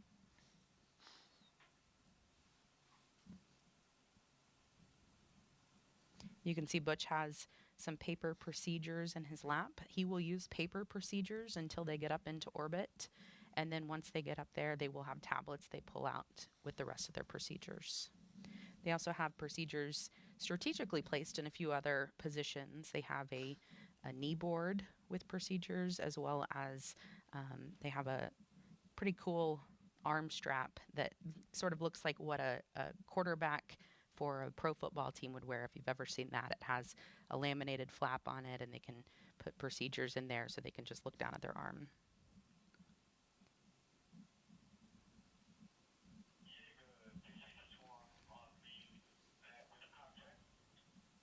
So, Lauren, I believe Butch did play football, right? He did, yeah, college football player. So he may be used to seeing those. Yeah. There's not much Butch can't do, I'll tell you that. The spacecraft is about 15 feet across inside, so quite spacious. They like to compare it to about a mid-size SUV.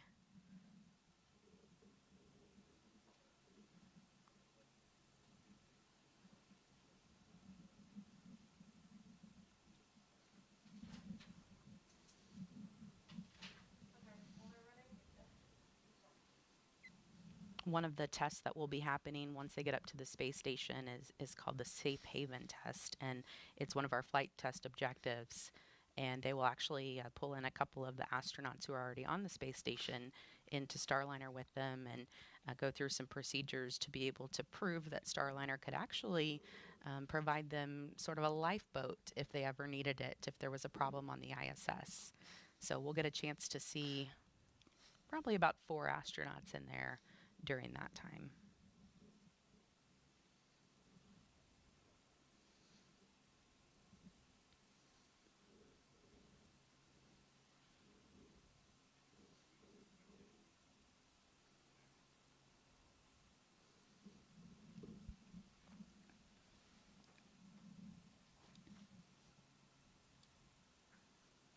These seats that they're in are built to accommodate a range of heights as small as 4'11" all the way up to 6'4". So if you had any preconceived notions about what size you have to be an astronaut, not in this case. We will be able to fit all sizes. Sunny talks a lot about that too in the suit fits that they've done, that they've been able to, the suit checks that they've done, they've been able to make sure that they can accommodate all sizes.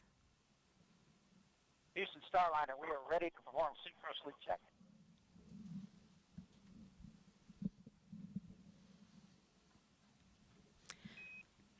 Starliner Houston, we copy, ready for suit gross leak check. CDR, we're ready.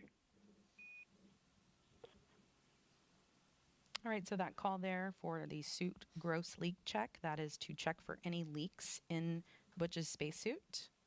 Now, the word gross is used in this situation to mean any significant or easily detectable leak that could compromise the integrity of the suit. It sounds a little funny, but it is a word that we're very used to in spaceflight. They'll be able to tell pretty quickly if there was a leak in the spacesuit. Once they inflate it, those pad team members will push on their arms and make sure that there's no air coming out.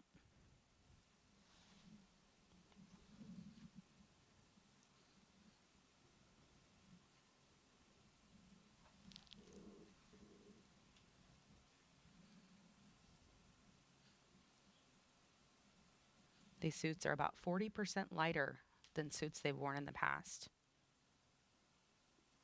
And Dylan, I've even tried on their gloves, and you would be amazed at how much you could move around in them, what all you can do in them. Of course, the fingertips you can use the tablets with, but I was really surprised at just how flexible they were.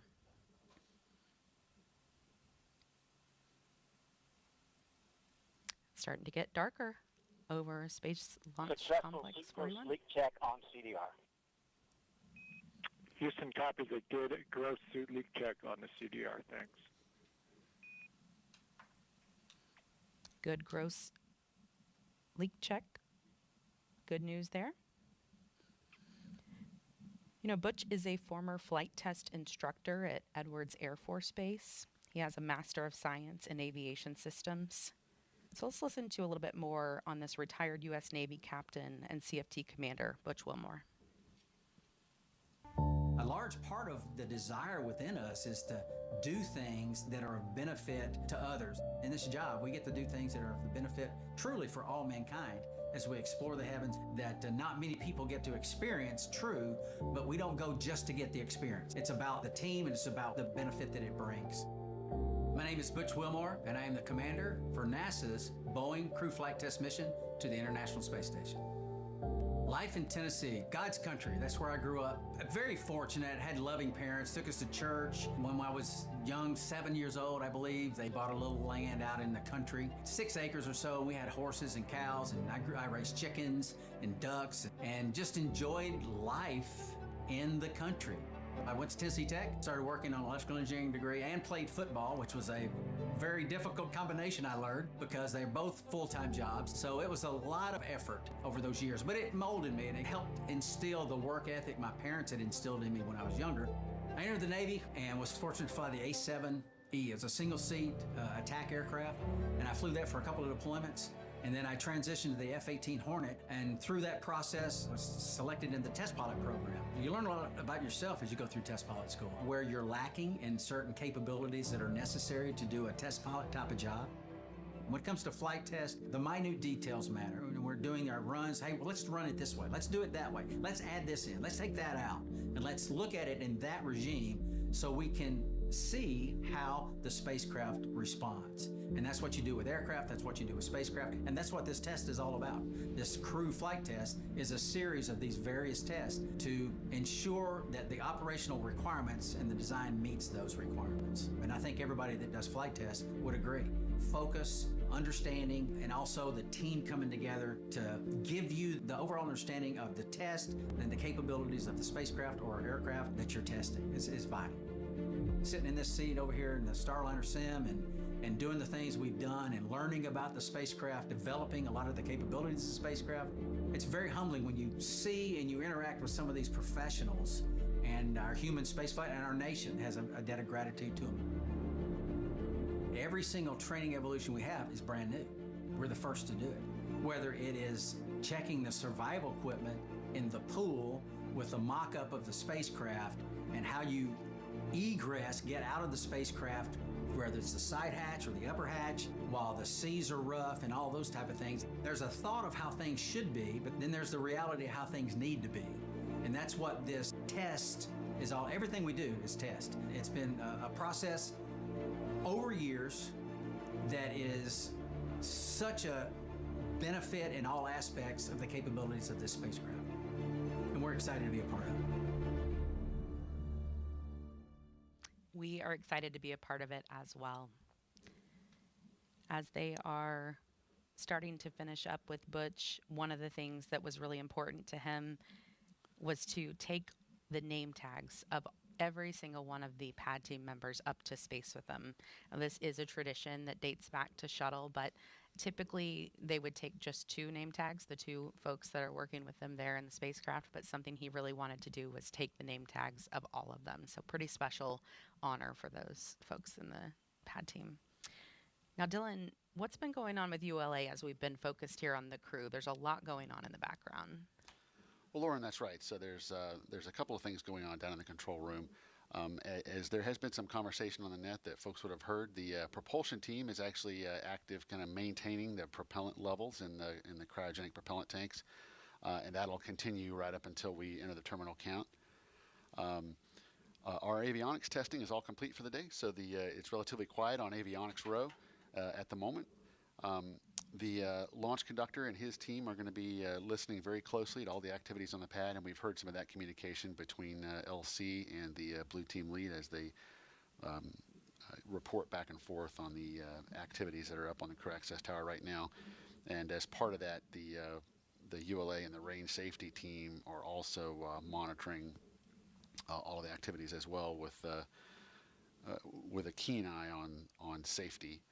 So the team is staying busy downstairs, and but for the most part, from a rocket processing perspective, the rocket's fully fueled and ready to go. So we'll just be waiting on loading our crew today, and then once the Starliner is all closed out, then our team will pick back up with those final preparations for launch. But for now, for the most part, the ULA team is kind of just in a monitor mode, just maintaining readiness for our instantaneous window today. And for anyone who may be just joining us, I just wanted to let you all know at home, we are wearing headsets and listening to a lot of the chatter that's going on in the background. So you are hearing some of the public communications that are going across the loops, but we're also hearing some other things through our headsets. So it's our job to listen to those things and be able to translate them to you as they happen. So again, we are watching Commander Butch Wilmore get ingressed or entered into Starliner, and we are watching the pad team go through some of those procedures. One of the things I really wanted to mention about the seats is, some people might not realize that they're actually sort of laying on their back in this position, and Sunny tells a story about it, that, they were both on shuttle, and shuttle landed with them sitting in sort of like a chair, like you would sit in a chair, and that, they studied the impacts over the years, and that it actually is safer and more comfortable to land on your back. So that's why they're in this position. Of course, once they get up into space, it won't make a difference, of course, but they are on their backs right now. So it looks like we are starting to see Sunny make her way into Starliner. So to walk you through her procedures, we will send it back to Megan, Dee, and Nicole. Thank you so much, Lauren and Dylan.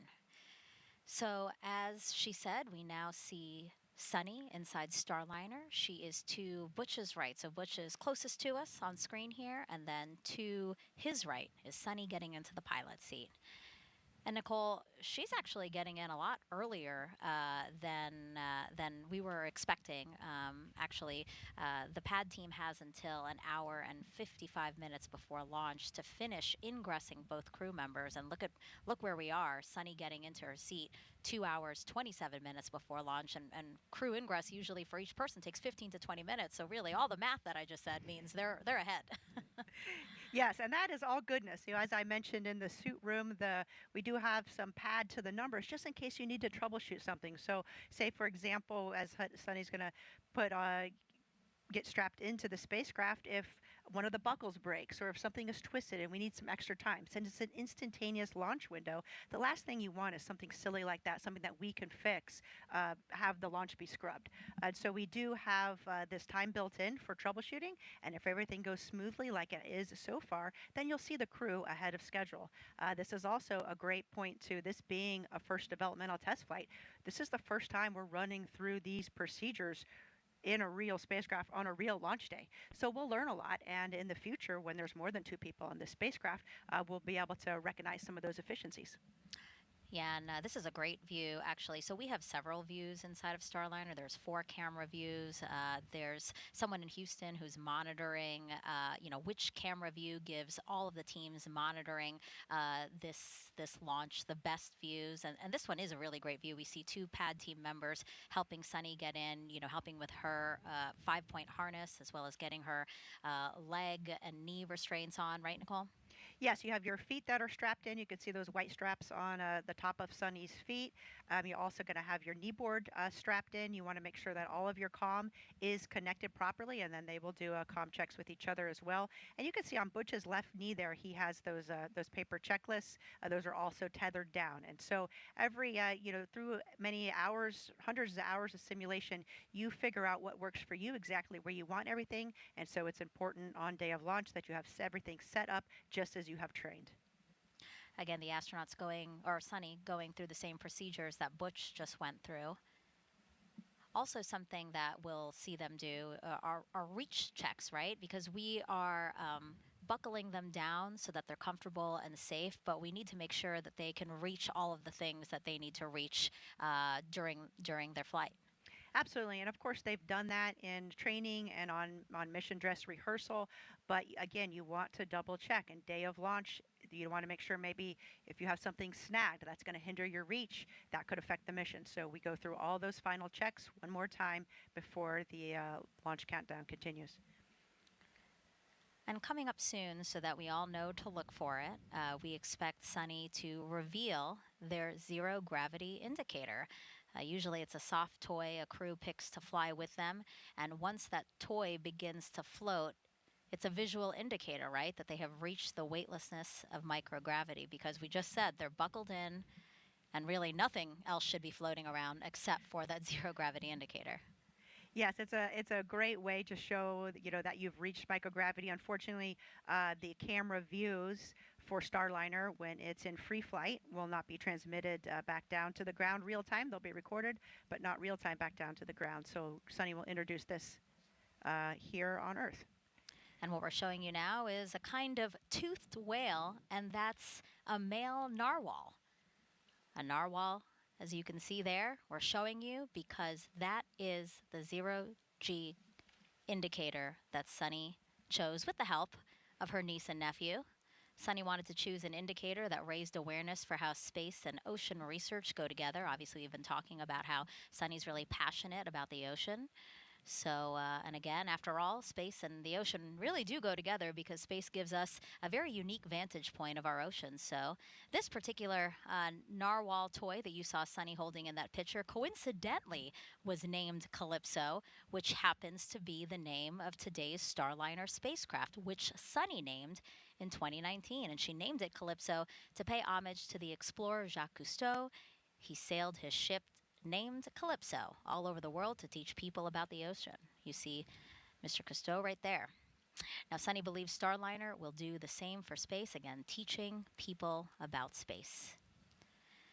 And remember, Sunny wasn't supposed to fly on the spacecraft. She was initially assigned as the commander of Starliner 1, the first post-certification mission, as we've been mentioning, but she was later reassigned to CFT and feels it's an honor to fly on the spacecraft she named. So really, the stars all aligned for her to be on this flight test today. She did. I think that's very special. I remember we were there all for the OFT landing when Butch revealed, or when Sunny revealed the name Calypso.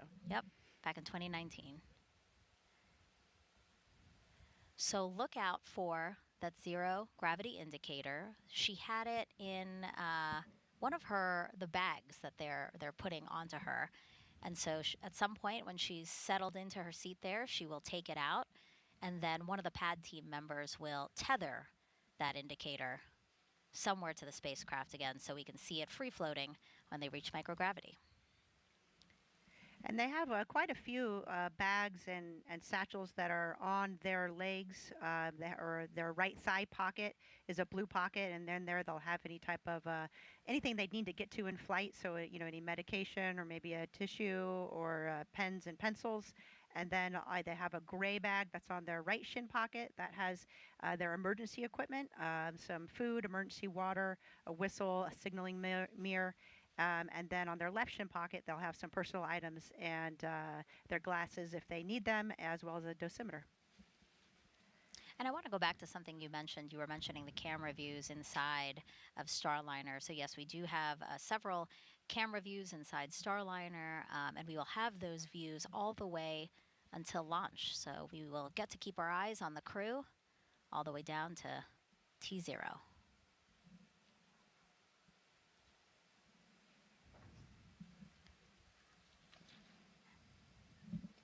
Now I want to mention some of the pad team members that we have here. Starliner Houston, we have you loud and clear, radar ground 1 for the PLT. Got you loud and clear as well.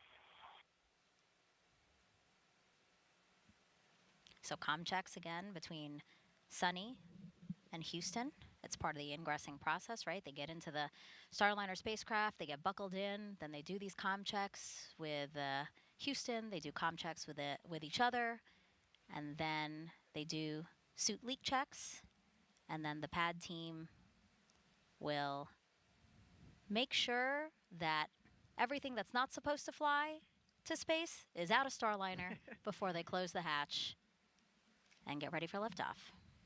Absolutely. They'll do one last check with the crew, and the crew is also, their displays are on, and so they're able to see the telemetry on the displays and check their systems, which I know, Butch was personally very excited about, and I agree with him. Seeing the actual data on the actual spacecraft is quite different than what you see in the simulator. Hopefully it matches very, very closely, and I'm sure that it does, but on launch day, it's real data. And so it's always interesting, something you want to take the time to walk through all of your subsystems. Yeah, the last time Sunny and Butch were in Starliner was a little over a week ago. They were doing another rehearsal for today. And when asked how it felt, Sunny said it felt like they're where they're meant to be. It felt like coming home. And Butch is the one who said he can't wait to get in there and see real data and telemetry. So I'm sure he's excited but also focused. Absolutely. I remember thinking at this moment when I launched, it felt so much like a training evolution. And I think that's a testament to how well the teams do in preparing for launch. We run through and rehearse everything, and that's a very comforting feeling because you have a lot on your mind and you want everything to go smoothly. Throughout the broadcast, we've been hearing about each of their backgrounds. Both are test pilots, and both have said that that background in particular has really helped them with this mission.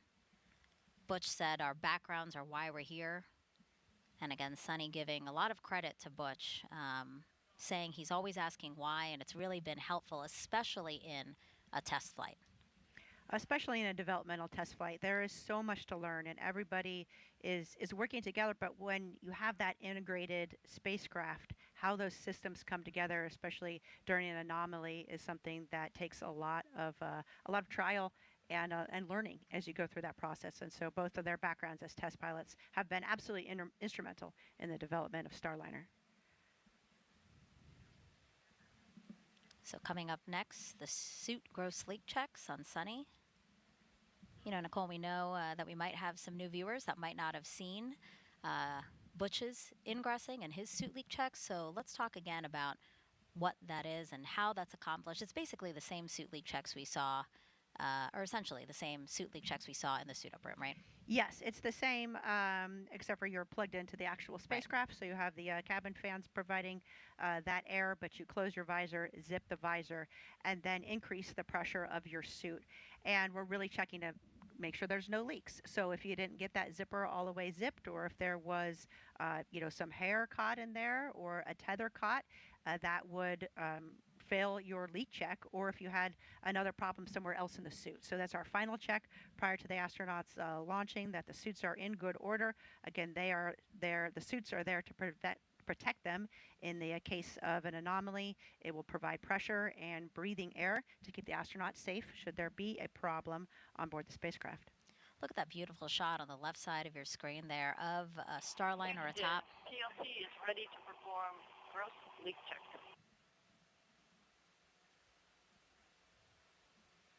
Starliner atop the United Launch Alliance. Starliner Houston, we copy, ready for the gross suit leak check. PLT, your go.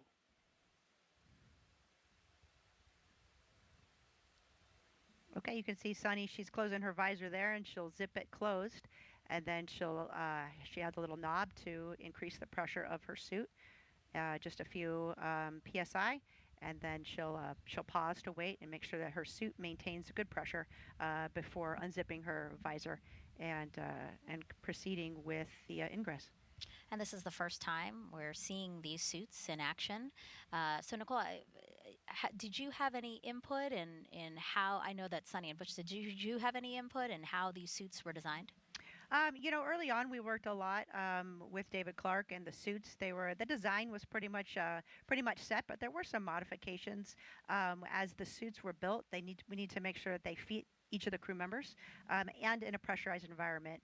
And so there were some adjustments that David Clark went back and made on the suits to make sure that we had still the ability to reach everything when the suit was pressurized, and also some work on the zipper. As you can see, the zipper is a critical component there at the helmet. You need to make sure that it's zipped, so we need to be able to visually confirm that it's zipped, be able to hold on to a tether that's on the zipper, and that the zipper is strong enough, and then we have a proper technique for zipping that helmet.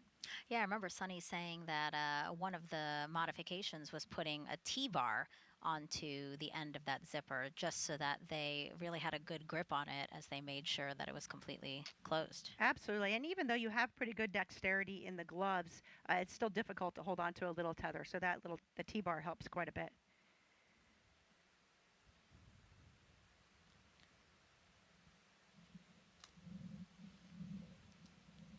Sunny is, of course, a retired U.S. Navy captain and Boeing CFT pilot. Some people might not know this, but Sunny once lived underwater for 9 days while working within the robotics branch of the International Space Station. Did you know that, Nicole? Yes, I think she was a part of the NEMO mission, which is a space analog. We have different types of missions, some underwater, some in caves, believe it or not, where we are working together with a small group, executing science in a mission, but at the same time we're working on those expeditionary skills, living and working together as a team, which are a really important aspect to human spaceflight.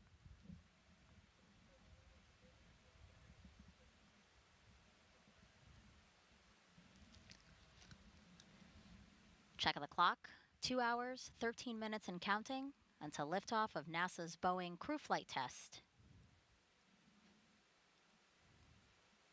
Again, just want to spend another moment to call attention to the left side of the screen here and just that beautiful shot that we have of Starliner and Atlas V.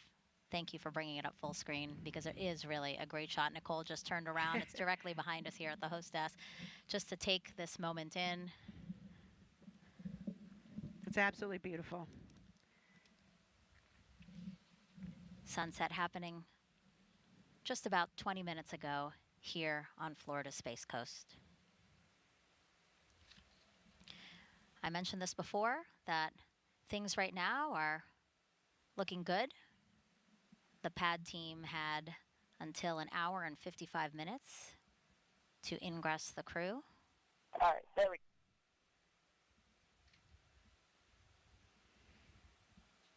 We just heard that comm communication from Sunny there. Looks like she was maybe troubleshooting a little something there with her suit. And so, again, that's why we have some additional time built into the schedule so that any type of issue, we have time to work through that and we don't feel rushed really in the process. You know, you want to make sure you have everything right. Safety is at the forefront of everybody's mind. Copy. Let me know when you're ready to do contact. Tech 5, you are now on air to ground 1. POT, Tech 5 on air to ground 1. How do you read me?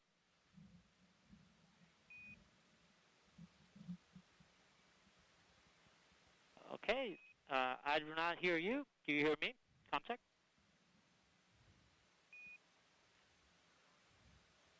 Air to ground 1, I got you loud and clear for PLT.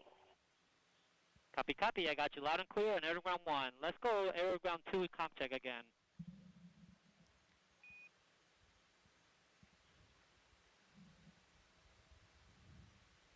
Tech 5.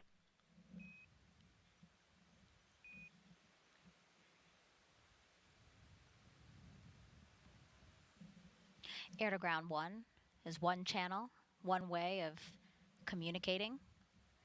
Air to ground 2 is a secondary line as well. Again, you've heard our commentators mentioning that they're monitoring, listening to the launch teams who are working this mission. We have some loops up publicly for you guys to listen in and to track how the countdown is progressing. And then there are some other side channels that a lot of work is also done in the background as well. PLT, gross leak check is complete. Starliner, it's Houston. We copy gross suit leak check complete on the PLT, and I have you loud and clear, Sunny, here on Underground 1. Yep, I got you loud and clear as well. All right, 2 good call-outs there. Successful communication check with Houston between Sunny, as well as a good check of her suit, making sure that it holds pressure as expected. L minus 2 hours, 10 minutes. ECS, LC. Tech 5, you're back on air to ground 1. ECS? All right, That's PLT. So we rate to confirmed they got good 170 airflow pounds with per Houston, minute. correct? Roger. PLT, you can open your visor now.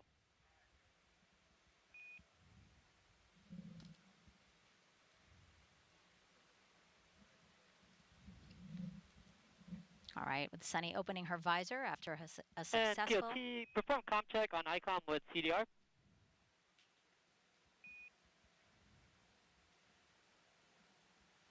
That's a command to do a communication check between Sunny and Butch.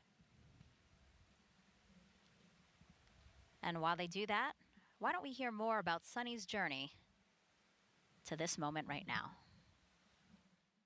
Exploration is curiosity. It's asking the question why. It's taking that next step. Every time we do something for the first time, we're expanding our knowledge. My name is Sunny Williams, and I'm the pilot for NASA's Boeing Crew Flight Test mission to the International Space Station. I feel really lucky to have grown up in a small town outside of Boston, Needham, Massachusetts. It was a great town because we were able to ride our bikes everywhere we went. My brother, sister, and I, we were all swimmers, and it was just a great childhood. My dad was a doctor and also did neuroscience research. We were the strange family who had pictures and diagrams of brains on our dining room table. My older brother went to the Naval Academy. I started researching a little bit, and I thought, well, what the heck, I'll try this out. And when I went, I found that I really loved it. Teamwork, followership, leadership, those opportunities that we had right from the very beginning, and to accomplish something a little bit bigger than yourself. And I think that paved the way for the rest of my career. Got a basic engineering degree from the Naval Academy.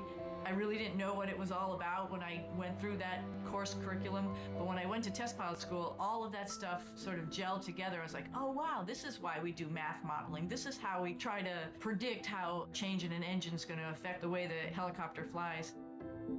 Time on the International Space Station is priceless. People always ask, do you get bored, or, is it terrible being up there for a long period of time? And for me, I loved every minute. There was always something to do. You wake up, you look at your timeline like, wow, I got to do this experiment today. I got to get ready for a spacewalk. Every day was different. And just life on the space station becomes routine, which is sort of crazy to think about it. At one point in time on my first mission, I was like, I don't even remember really what it's like to walk. I've been flying around for so long, I don't even know what it's like to sit down. I got assigned to the commercial crew cadre in 2015. We went to the companies, found out the shell of their programs, and then actually started working with them to make them what they are today to accommodate astronauts.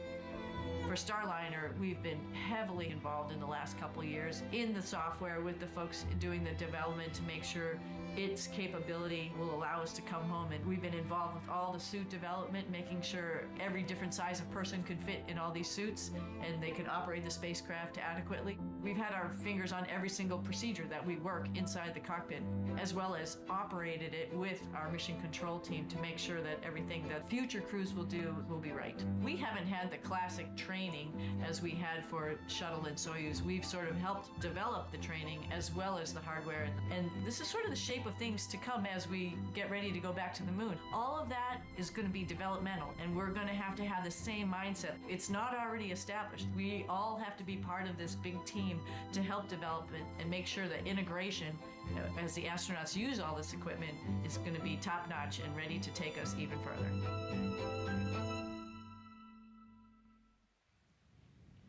2 hours, 6 minutes and counting until liftoff of CFT. Both Butch and Sunny inside Starliner, which is sitting on top of a United Launch Alliance Atlas V rocket at Cape Canaveral Space Force Station's Launchpad 41.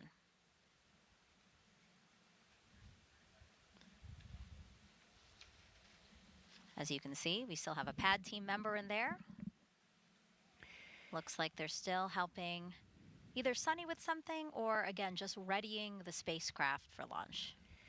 You know, it's interesting because the spacecraft is made for microgravity, and so actually you can't stand on the floor of the spacecraft, and so there's some special flooring pieces that are installed so that the pad team can walk around without damaging any of the components of the spacecraft and help get the astronauts strapped in. So I know as one of their final checks, they'll remove that specialized flooring and check the configuration inside of the spacecraft. As you mentioned, to get everything out that doesn't need to go to space.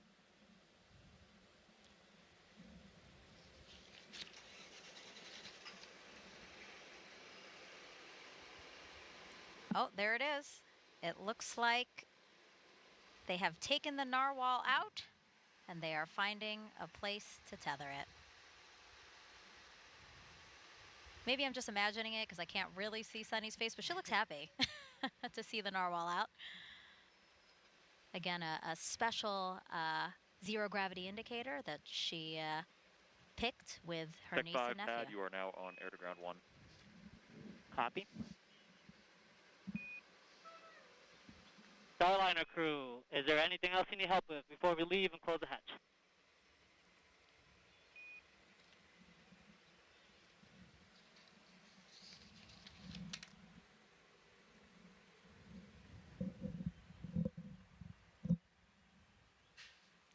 Waiting to hear if Butch and Sunny say anything over the loops. All right, Starliner crew, it's been an honor to strap in, not my crew, but my friends. Have a safe flight. See you up there. I love that. Sounds like strapping, everything went well. And you weren't imagining, I did see a smile on Sunny's face, and Perfect. I could see Norval tethered there in the middle. And again, I love that comm check again to say they're friends. Dee, you've been saying this throughout the broadcast, really, but Butch and Sunny have been working so closely with everyone who is needed to make this mission possible that they kind of all just feel like family. Absolutely. You know, we've been working with them for years. They've been a part of, just as Nicole mentioned, all of the processes, all of the training, making sure that the spacecraft works as it is supposed to. And of course, now they're both on this flight test where they're going to do this mission and confirm that. So, you know, we have gotten very, very close with them. And this is an exciting moment for us to see this. And looking forward to seeing them lift off and begin this mission. You know, it's interesting because you think of, you know, Butch and Sunny, of course, are the astronauts on top of the rocket right now and the ones going to space, but they really do represent, you know, that huge family of NASA and Boeing and everybody that's worked so hard to get to this point. Go ahead, AC. Okay, evaluating the SRV, we're most likely getting above the call cycles of this valve. We still have 2+ hours to go, so most likely exceeding the fall value. We do not have a path to proceed further at this point. Roger. So at this point, your recommendation is to secure operations for today? That is correct. Roger. LD, LC on channel 1. Yes, sir. LD concurs with that. Roger. Flight and Slick, channel 1. Flight here. Slick's on channel 1. Yeah, Roger. So the engineering team has evaluated the vehicle is not in a configuration where we can proceed with flight today. So we're going to initiate our scrub and recycle operation. Roger. Flight copy. Roger. And if you're just joining us, I'll look at the clock Well, here. personnel, this is LC on channel 1. Let's turn to page 187, scrub crew egress operations.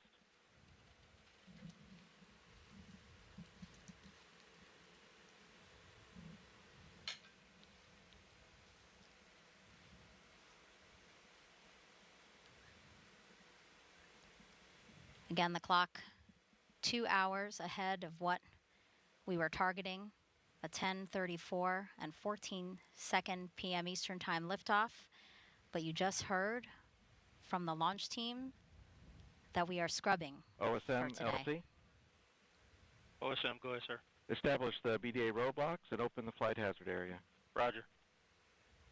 All personnel on Channel 1 will be starting an estimated 65-minute hold at this time for flight crew egress. All systems maintain T-4 configuration.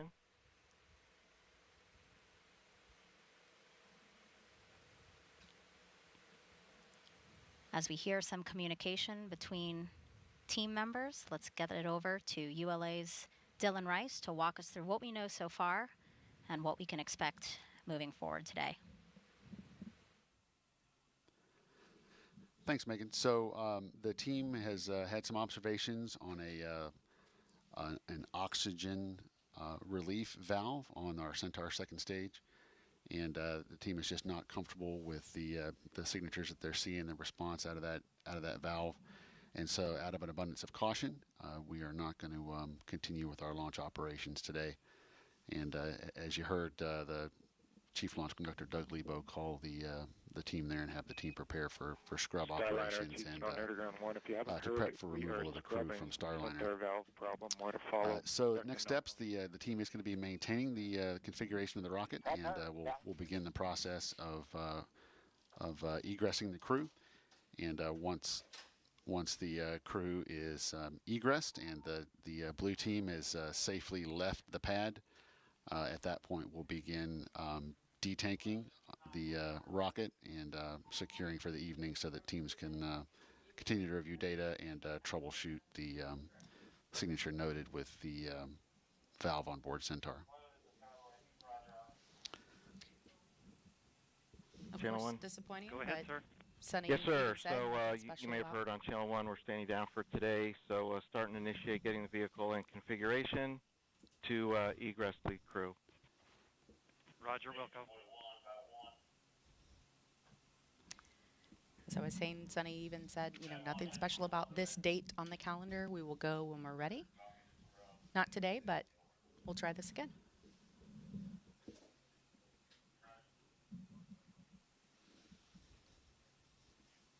So a lot of what's going to be happening now is sort of what we've seen happen up to this point, just in reverse. Right, and again, this decision was not made lightly, but really out of an abundance of caution.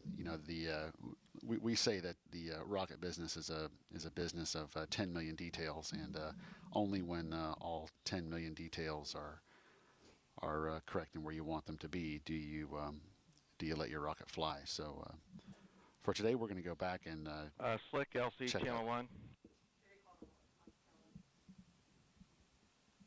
LC, you have Slick. Yeah, Roger. So I'll rely on you timing-wise to let me know when you're ready for the CTV convoy to return to pad. Yep, I was working that right now. Roger. So again, for now, we'll going to be maintaining the configuration of the launch vehicle until the crew and the blue team have exited the area, and at that point, we'll begin detanking and securing the launch vehicle for the evening. So for now, I think we'll turn it back over to Megan at the host desk. Thank you, Dylan. Again, just a recap for folks, about 4 minutes ago, the launch team decided to stand down from the launch attempt today. Dylan noting for us that the ULA folks and the launch team, they decided to, out of an abundance of caution, to stand down because they saw something off nominal with an oxygen relief valve on Centaur. So right now we are looking live inside the White Room where the pad team will begin procedures to help the crew out of Starliner, out and down the crew access tower. And then we also heard that plans are in place to return the Astrovan to the pad to pick up the team and return them to astronaut crew quarters. Now, Nicole, walk us through what we expect to see. There are obviously procedures in place for this exact thing, if needed. Absolutely, and this is trained and rehearsed multiple times as well, and so ULA will make sure the rocket is in a good state, and they will follow their procedures. As far as the crew specifically, since the hatch wasn't closed and ordnance wasn't armed, it's quite simple for the crew. They'll wait for some callouts to make sure that the spacecraft's in a good config. That will be putting the comm, demerging the comm channels, transitioning back to ground power, and making sure that the prop system is all secured. And then the crew will egress. They'll pretty much do exactly what they did to get in, but an opposite with help of the pad team. Okay. Do you know how long we expect that to happen? Is this a long process, or for the most part, this is pretty easy once we know it is safe for them to start getting out? Once the rocket, we know the rocket's in a good config and they give the go, it's relatively quick to make sure that... RLM-11. Go ahead. RLM line items disabled for red line report. Roger. P&E2, LC. Good. Secure CEC and activate safety purge. Roger. And you hear the comm... FTS, LC. FTS. Secure RF FTS and GPS metric tracking. Roger. That's the comm there from ULA. They are following their specific, procedure, and it's really just true professionals executing the scrub on the ULA side, as well as Boeing. CEC secured and saving purge active. Roger.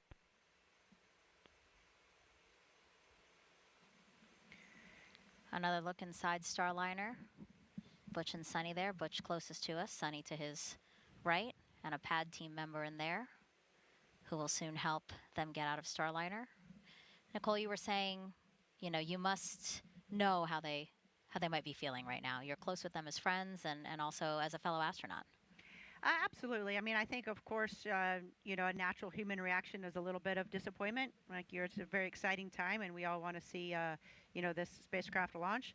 But at the same time, it's a deep sense of appreciation that the team is doing the right thing, that they are checking all of the instrumentation, that they are able to identify something that's off nominal, because the last thing you want to do is deal with something like that in space. And so when we identify something like this on the ground, we see that as a big win. We avoided a potential problem by identifying it early, and yep, the will scrub.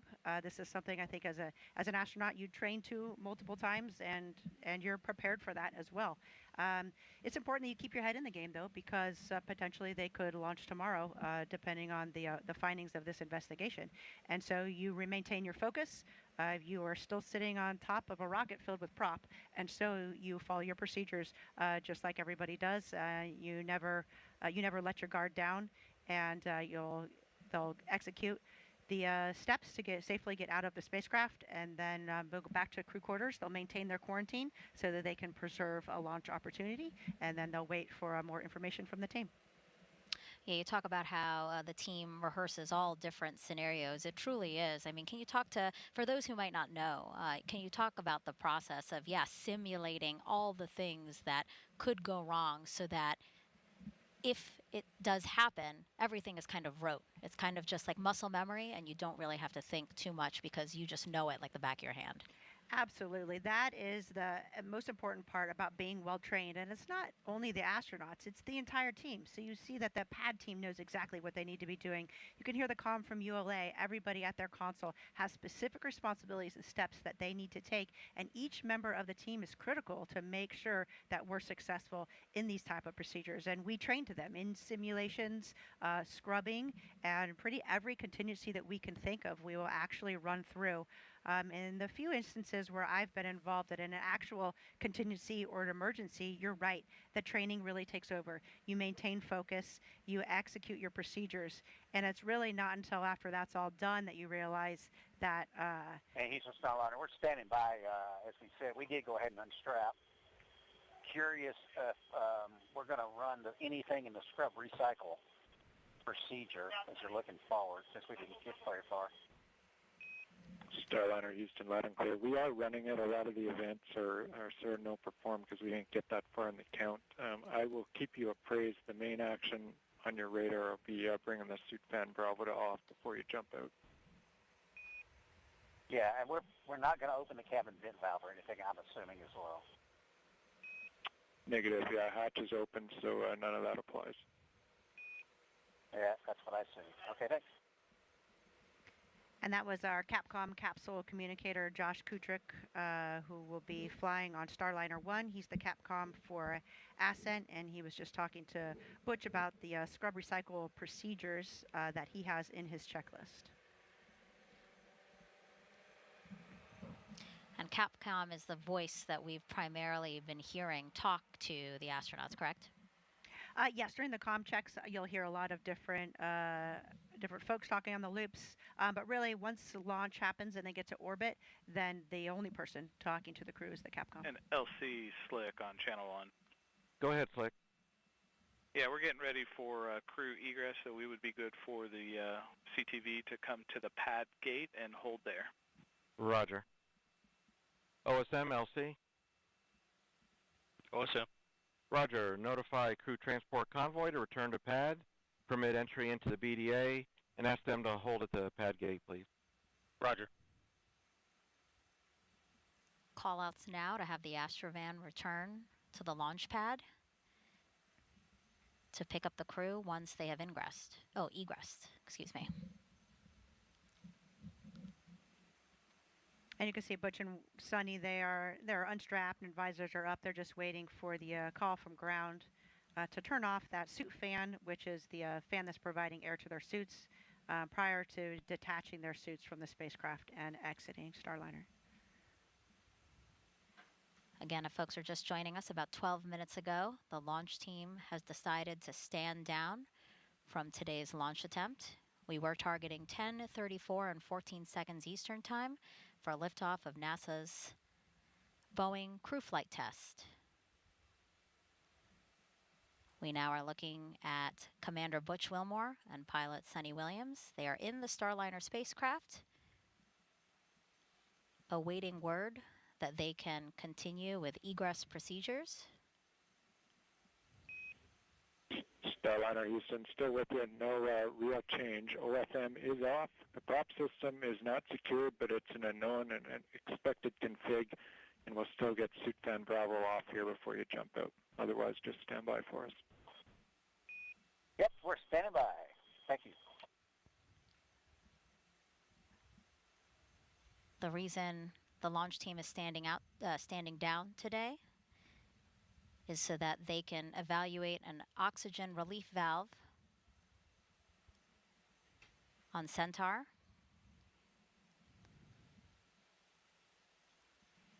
That's the second stage of ULA's Atlas V rocket. Nicole, some of those callouts we just heard over the operational communication loops, or nets as they're called, again, just taking steps towards safing the launch vehicle, right? Yes, ULA is working towards making sure the launch vehicle is in a good config, and then Mission Control is focusing on Starliner, the spacecraft itself, to make sure that the systems are in the proper configuration before the astronauts exit the spacecraft. And I think you heard the call there from Josh that the final thing will be to turn their suit fans off. And so the controllers in Mission Control, the flight controllers are now sending commands, to the spacecraft to get it in that good config, and then Butch will send that final command for the suit fan. Throughout the show, we've had commentators across NASA, Boeing, and ULA monitoring the launch. So why don't we head back over to our ULA commentator, Dylan Rice, who continues to monitor what's happening now as we take steps to egress the crew. Thanks, Megan. Yeah, you've heard some of the communication as the team has gotten into the securing processes here. So from a rocket perspective, really what's going to happen next is we're just going to hold the current configuration of the rocket. We're not going to start detanking. We're not changing any configuration at all until the crew has egressed the capsule and the team has left the pad. There were a couple of LCOSM. Go ahead. Yes, sir. You have per step 90. You have 20 personnel entering BDA at this time. Roger. Okay, with that call indicating the crew convoy has now arrived back at the pad. but there were a couple initial securing items that we did early on in the process here, and that was securing our RF systems and then stopping the Centaur engine chill down, given that we're not planning on launching today. Otherwise, the launch vehicle is maintaining a safe configuration until we get the crew and the blue team away from the pad.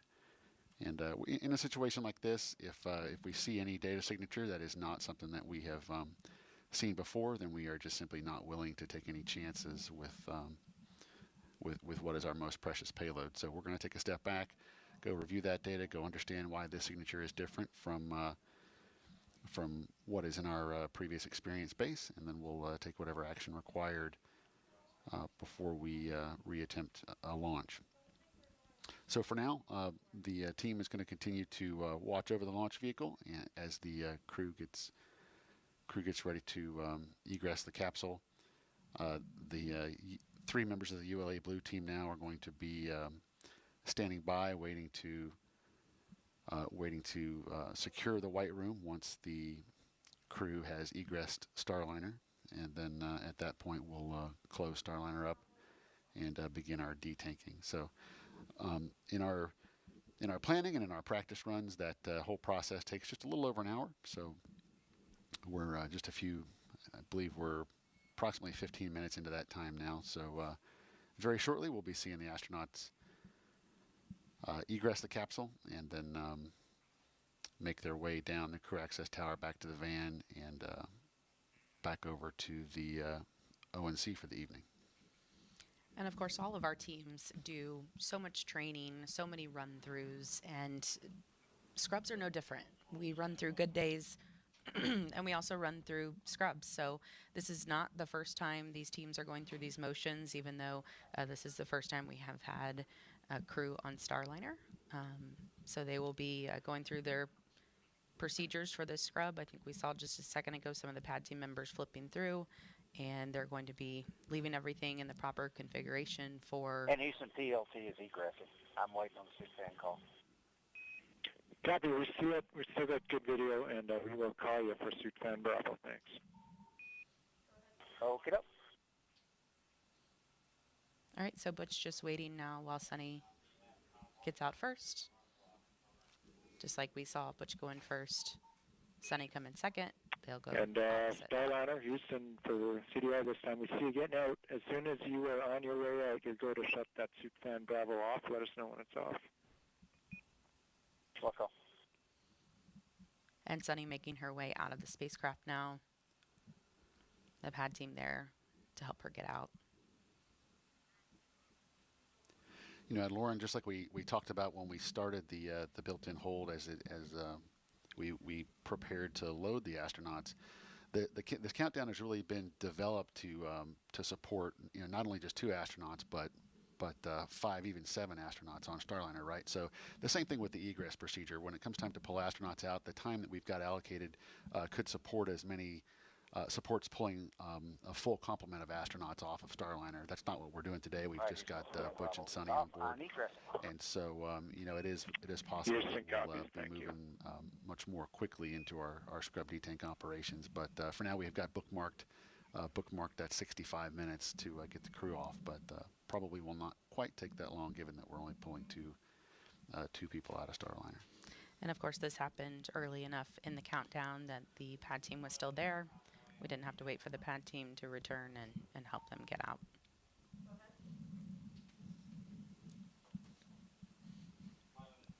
So as Sunny is going through her scrub procedures right now in the white room outside of Starliner, Butch is waiting for the pad team to help him egress the spacecraft.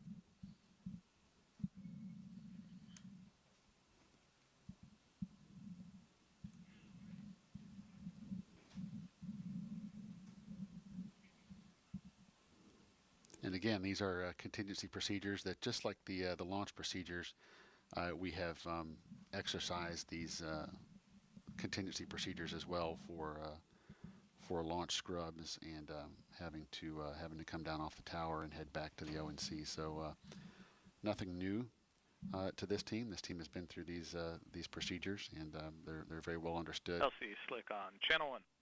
Go ahead, Slick. Hey, looks like CDR is out. We're going to go do a few things, but we'd be ready to do comm checks with LC on the OSE radio here in a minute, and we'll get the CTV up to the base of the cat. Roger. You see Butch is now out of Starliner, back into the white room as they start to detach some of those items that were on his spacesuit. You know, that previous call we just heard as well, once the astronauts are out of the capsule and the blue team is complete up on the tower, they're not in complete communication, you know, via the hardline communication systems like we've been talking nets and loops all evening long. So that previous call there was to establish a comm check with the chief launch conductor via the walkie-talkies. So we do have the walkie-talkies available for those periods of time when we're not actually on the hardline communication system. So they'll be executing that comm check shortly. And again, that's per one of our contingency procedures. We have got plans in place to address most problems that come up, and that is one of them. That just make sure your walkie-talkies work before you unplug yourself from the hardline communications systems. And again, those walkie-talkies allowing the team to communicate with the team in the field to communicate with the team back here in the Launch Control Center as they're driving out of the pad and over to the fallback area. The Astrovan will be there shortly to pick them back up and take them back over to crew quarters. If you are just joining us, we were supposed to be about an hour and 38 minutes away from launch right now, but the teams have decided to stand down today. That's why you see the astronauts in the white room. They were strapped into Starliner, and we have just been going through procedures to get them back out of Starliner and soon headed back to crew quarters.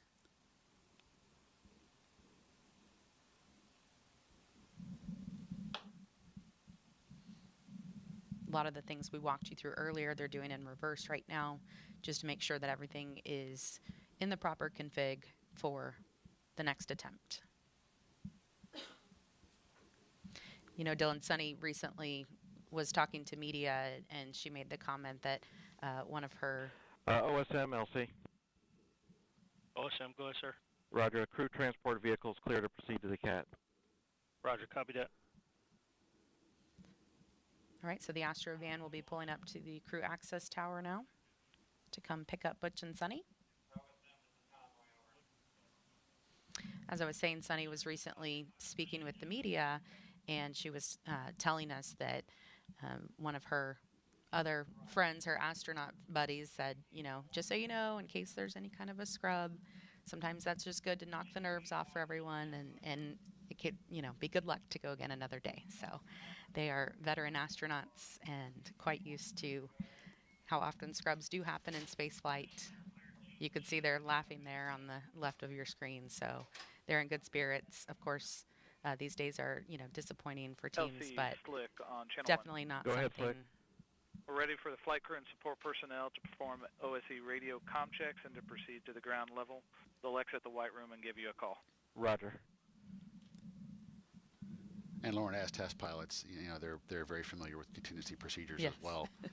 Because when you're testing a new system, obviously there's always going to be some findings, some of them more significant than others. But either way, the test pilots would be in a unique position to expect the unexpected and to be adaptive, which I know both of them are. And with this being a test flight, even in a scrub situation, all the teams involved are going to be learning things.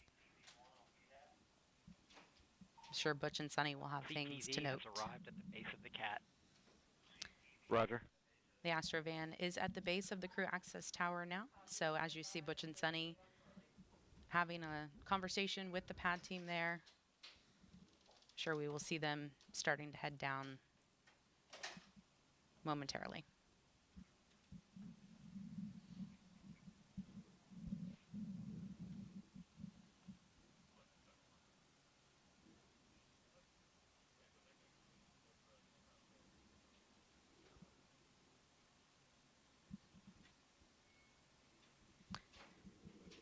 Teams on some of the side nets are telling us the crew egress procedures are complete.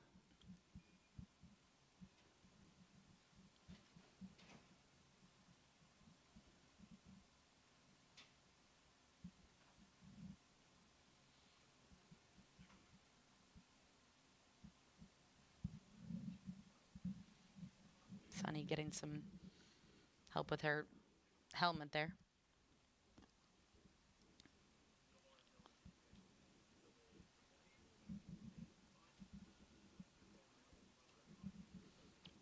All right, they are on the move.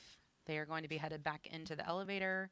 They are on level 12, so headed back down to the base of the crew access tower, and we'll get back into the Astro van to head back to crew quarters. And with that, we will send it back over to the ladies at the desk, Megan, Dee, and Nicole. Thank you, Lauren and Dylan, for giving us more insight into today's scrub. Now, so we just saw Sunny and Butch get into the elevator from level 12 here at the crew access tower, and they are now going down to the pad, where, as you just heard, they will get into the Astrovan. Nicole, what are the next procedures, right? So they'll go back to astronaut crew quarters, and what happens then? So they'll go back there and obviously get out of their spacesuits, and then we can expect a brief. The astronauts will get briefed on the details of the anomaly that was seen on Centaur and information on at the ground floor and exited the CAT elevator. Roger. And information on what the next plan is. And so, hopefully we have an opportunity to launch tomorrow, but we don't have enough information yet to know. But the crew will plan on that, right? They have to always be prepared. And so they will follow their schedule as far as eating and sleeping and other, briefings that they need to obtain. And they'll make sure that they kind of reset themselves. So they'll have a chance to reunite with their immediate family. And again, that's why everybody stays in quarantine, so that even in a situation like this, they can, the support folks as well as family can still be together. Yeah, everything is choreographed down to the minute. You were talking about their schedule because, again, since this launch is later at night, everything has to shift so that they're awake and ready for launch when it is.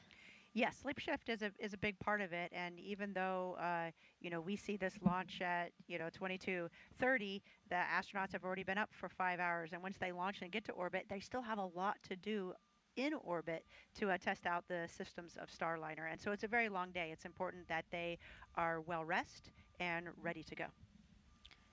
And now we see the Astrovan backing up away from the elevator that took the crew to and from level 12 of the crew access tower.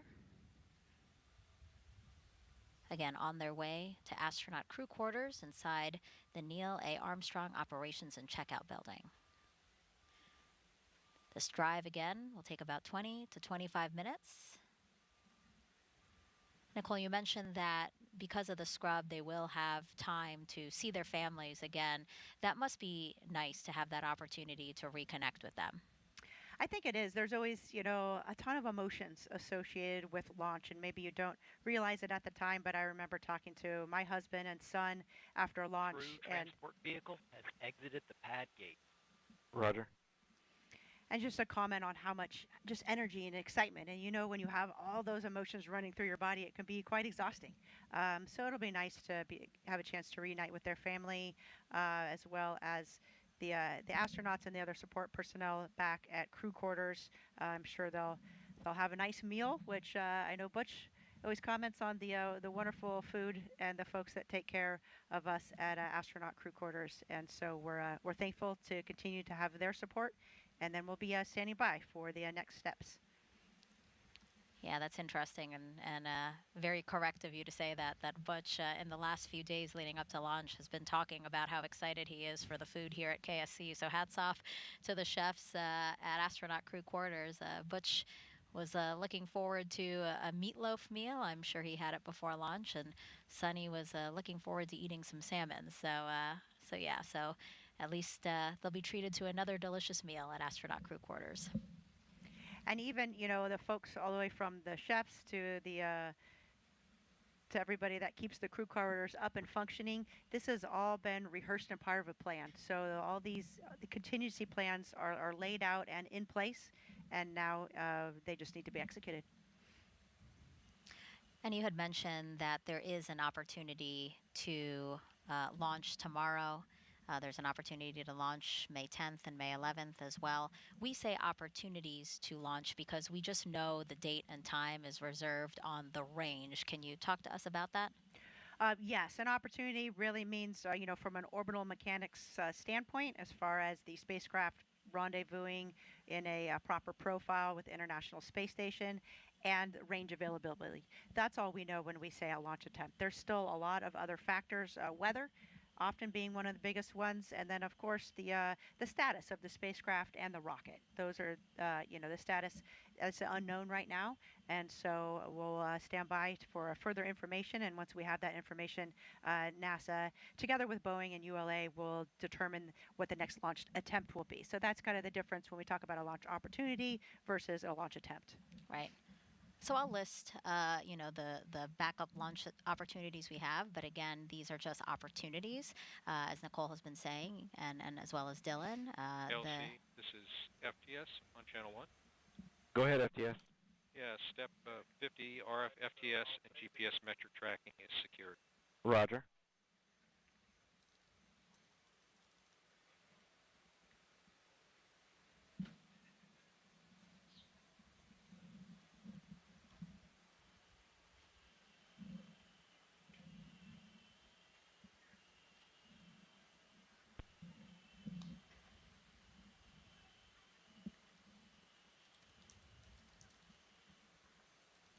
If you're just joining us, about 30 minutes ago. LCOSM. Go ahead. Yes, sir. 22 personnel have exited VDA area. Roger.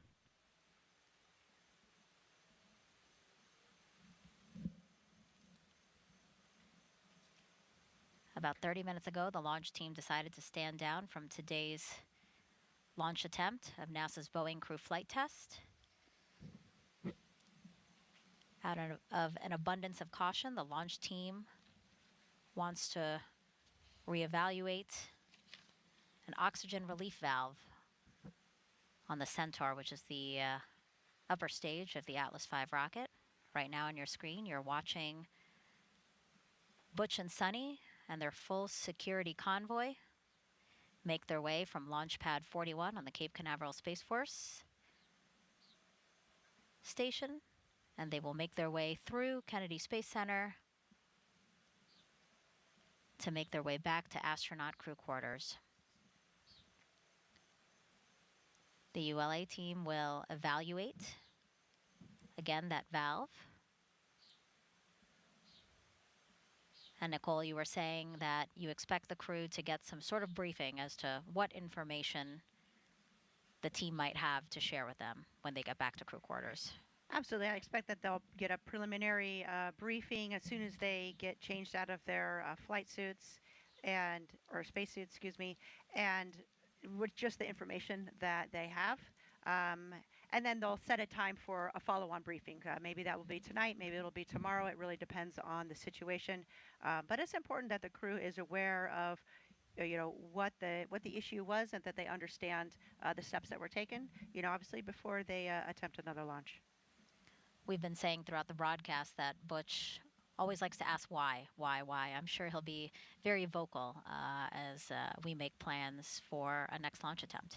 Absolutely, and rightfully so, I think, the great thing is that we have a great team with Boeing and ULA and NASA, and so everybody will come together and talk about, the anomaly and what they've done to address it, and then together we'll make a decision. They'll make a decision when it's appropriate to attempt another launch. And so it's really a team effort, and it's important that we have each member of the team looking at those different opportunities and looking at them from each different perspective. And again, we'll also be taking a look at the weather. So a lot of other factors that will roll into it. From the host desk here, we can see in the distance some of the lights from the convoy. making their way past the press site here where we are sitting, which is across the street from NASA's Vehicle Assembly Building.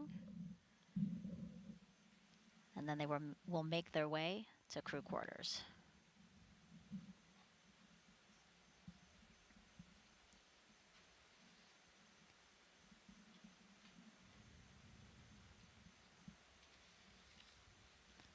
Nicole, you said again that this was all prepared for and thought of in case this did happen, and we did see very quickly how everyone knew what to do. Yes, sir. Talking with the Denver team and our team, we're probably going to want to do that troubleshooting that we had come up with on this SRV once we get the pad cleared. So I'd like permission to take that to 6 and get that discussed, get you a recommendation. Roger, please, community anomaly team, provide a recommendation. I'd estimate at this time it'd be about 30 minutes. We'll be ready to start detanking. Sounds good. Thank you. Absolutely. Everything is rehearsed from what we call nominal operations, where everything goes perfectly smooth, to little issues, so that everybody's aware how to troubleshoot those and what their roles and responsibilities are, as well as a scrub, as well as major contingencies. We really practice all of those different scenarios so that the team is prepared. And I think you'll see, or you can recognize today how calm everybody was, and they're executing their procedures. Everybody knows that their role. And quite quickly, we talked about the situation, and Butch and Sunny were informed, a decision was made, and then once they started the scrub process, they were actually outside of the spacecraft quite quickly. So really just a testament to the professionalism and the preparedness that we see from this team.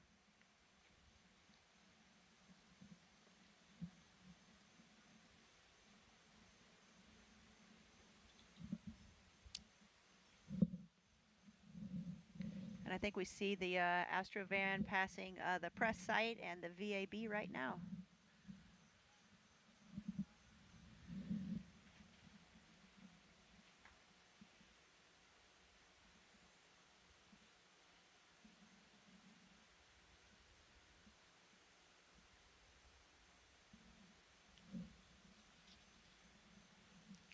Crew quarters, probably another 10-minute drive from here.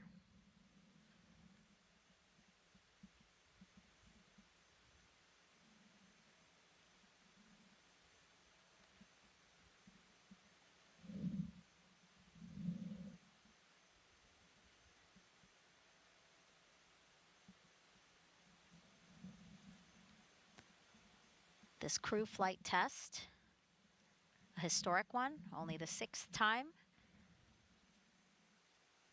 that NASA will fly a new crew transportation vehicle.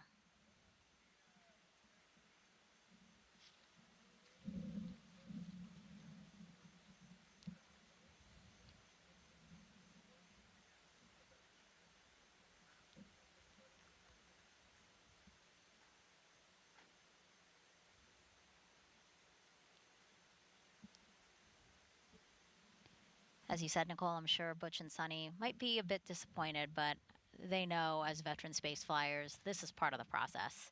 You know, everything has to be right, and a particular date and time isn't the final say at all. Oh, you're absolutely right. There's nothing about a particular date and a time. You know, when's the right time is to launch is when the rocket's ready, when the spacecraft is ready, when the crew is ready. That's all that really matters. So it's just part of the business. You know, we are literally launching humans into space, and it is rocket science. So it's not easy, and we just appreciate, you know, the professionalism of the team, keeping a close eye on all the instrumentation and identifying any potential issues early. So that we can do the right thing and make sure that when we do launch, that it is as safe as feasibly possible. Yeah, it's a good point to, again, remind folks, yes, this is literal rocket science, and sometimes might be easy to forget that because a lot of it is a well-oiled machine. You know, teams, again, proficient and ready in all of their respective roles, that sometimes it might look easy. You know, I think you're right. Sometimes I think, especially recently in the past, you know, maybe 5 years or so, We've had so many launches. I mean, there was a launch earlier today. It's absolutely incredible, and it's just a great reminder that this will never be routine. It never can be. It is a very it's a very dangerous business, and that's why we have professional teams doing all the checks and making sure it's that we mitigate the risk the best that we can. And so it's a great reminder to never take that for granted.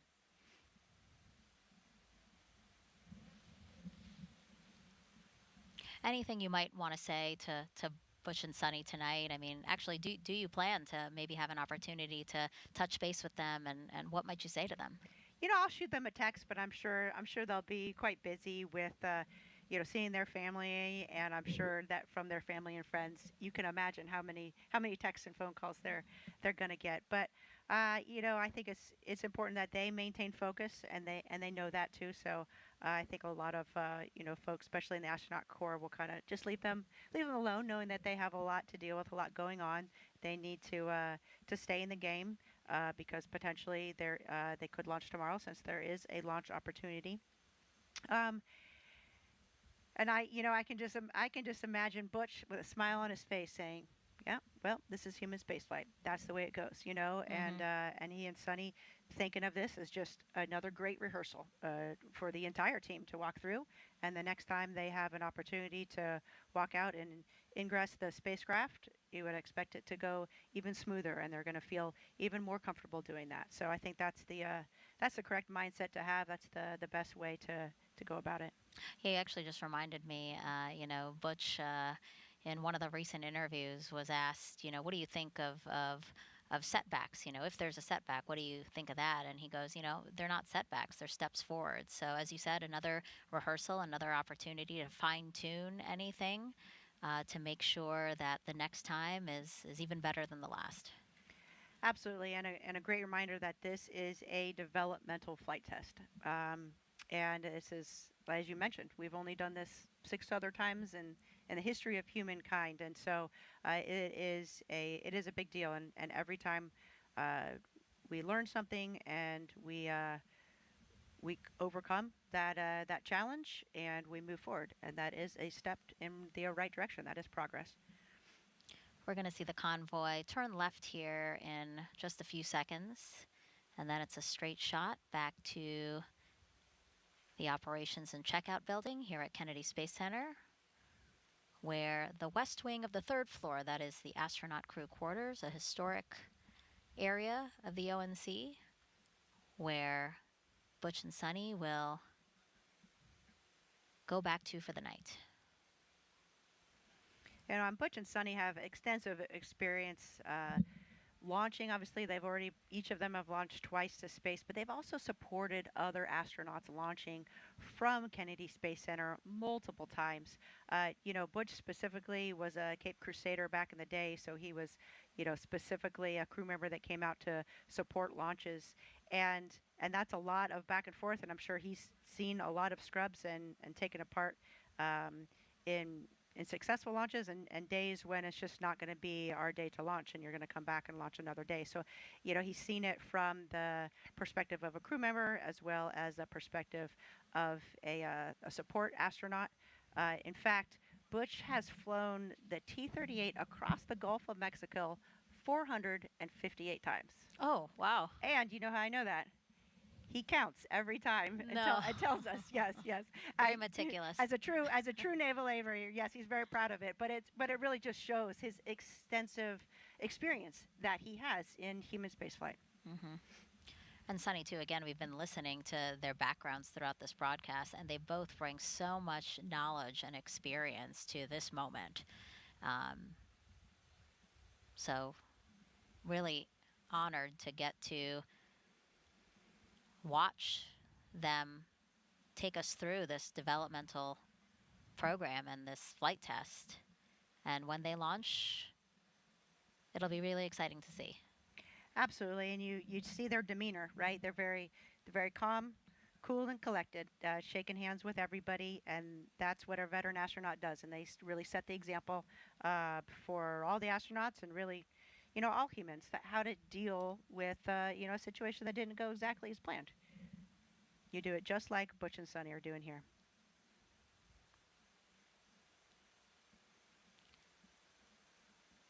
We're tracking the Astrovan, pulling into the parking lot of the operations and checkout building here at Kennedy Space Center. Make a couple of turns, and then we'll see the Astrovan back in front of those doors we saw Butch and Sunny walk out of about 2 hours ago.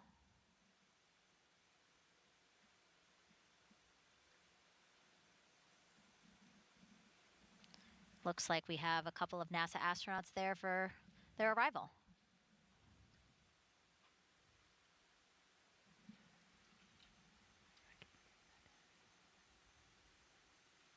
Oh, there's Mike Fink. We just saw him, Mike Fink, walking up. So he's still obviously there every step of the way to support the astronauts. Yeah, after we saw him leave the pad in the Astrovan, Mike went back to the Boeing Mission Control Center here at Kennedy. It's the building we pointed out right next to the vehicle assembly building. And he was going to watch launch from there. So I'm sure after the scrub was called, he made a point to be back here to welcome Sunny and Butch.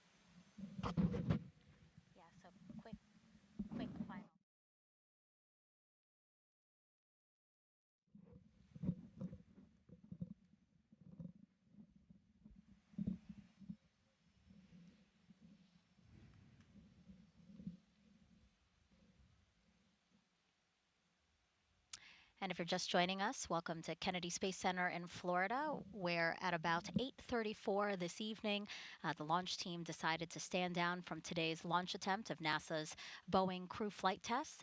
That was after the ULA team decided to reevaluate an oxygen relief valve that's on the Centaur upper stage. So that's the upper stage of the Atlas V rocket. If you have been watching us, you saw just a few minutes ago NASA astronauts Commander Butch Wilmore as well as pilot Sunny Williams. They have exited the Astrovan after the Astrovan picked them up from Launchpad 41 and took them back to astronaut crew quarters, where they will spend the night and get updated as to the next steps to when another launch attempt can be made. I want to open it up to the hostess here now. Nicole, any final thoughts as we await some information about what happened tonight and again, the steps moving forward? Of course, just a really professional job done by the team in identifying a potential issue and then initiating the scrub.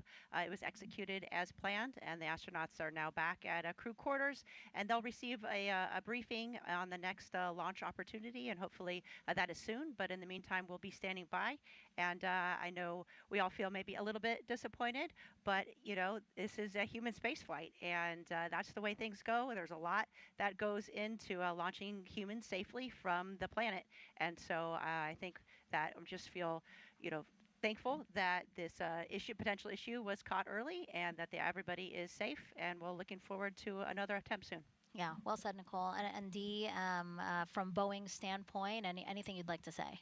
Absolutely. Of course, safety is our top priority. So, and this is no different. We really appreciate ULA's partnership throughout the Boeing Starliner program and their work with commercial crew. And, we'll fly when we're ready. Right. All right, so with that, we want to pull up on the screen right now the link to the Commercial Crew blog, and that is where we will post the latest information about an upcoming press conference that we do plan to have. We do want to be able to share with you what we do know about the reason why we stood down today from launch. So again, take a look at your screen, blogs.nasa.gov/Boeing Crew Flight Test. Again, that's where you can go to find out when we will have that press conference, which will be on NASA TV. So again, you are watching NASA TV right now, so this is the place where you'll be able to watch that press conference. We're aiming for about an hour or so, but again, we do want to give our teams as much time as they need to gather the most accurate and timely information they can for you, and again, we will share that at that upcoming press conference. But for now, again, we want to thank you so much for sticking with us and watching our live coverage of the first launch attempt of Boeing's Crew Flight Test, NASA and Boeing's Crew Flight Test. But until then, and that press conference, we hope to see you on there for more information about when we can next launch. Have a good night.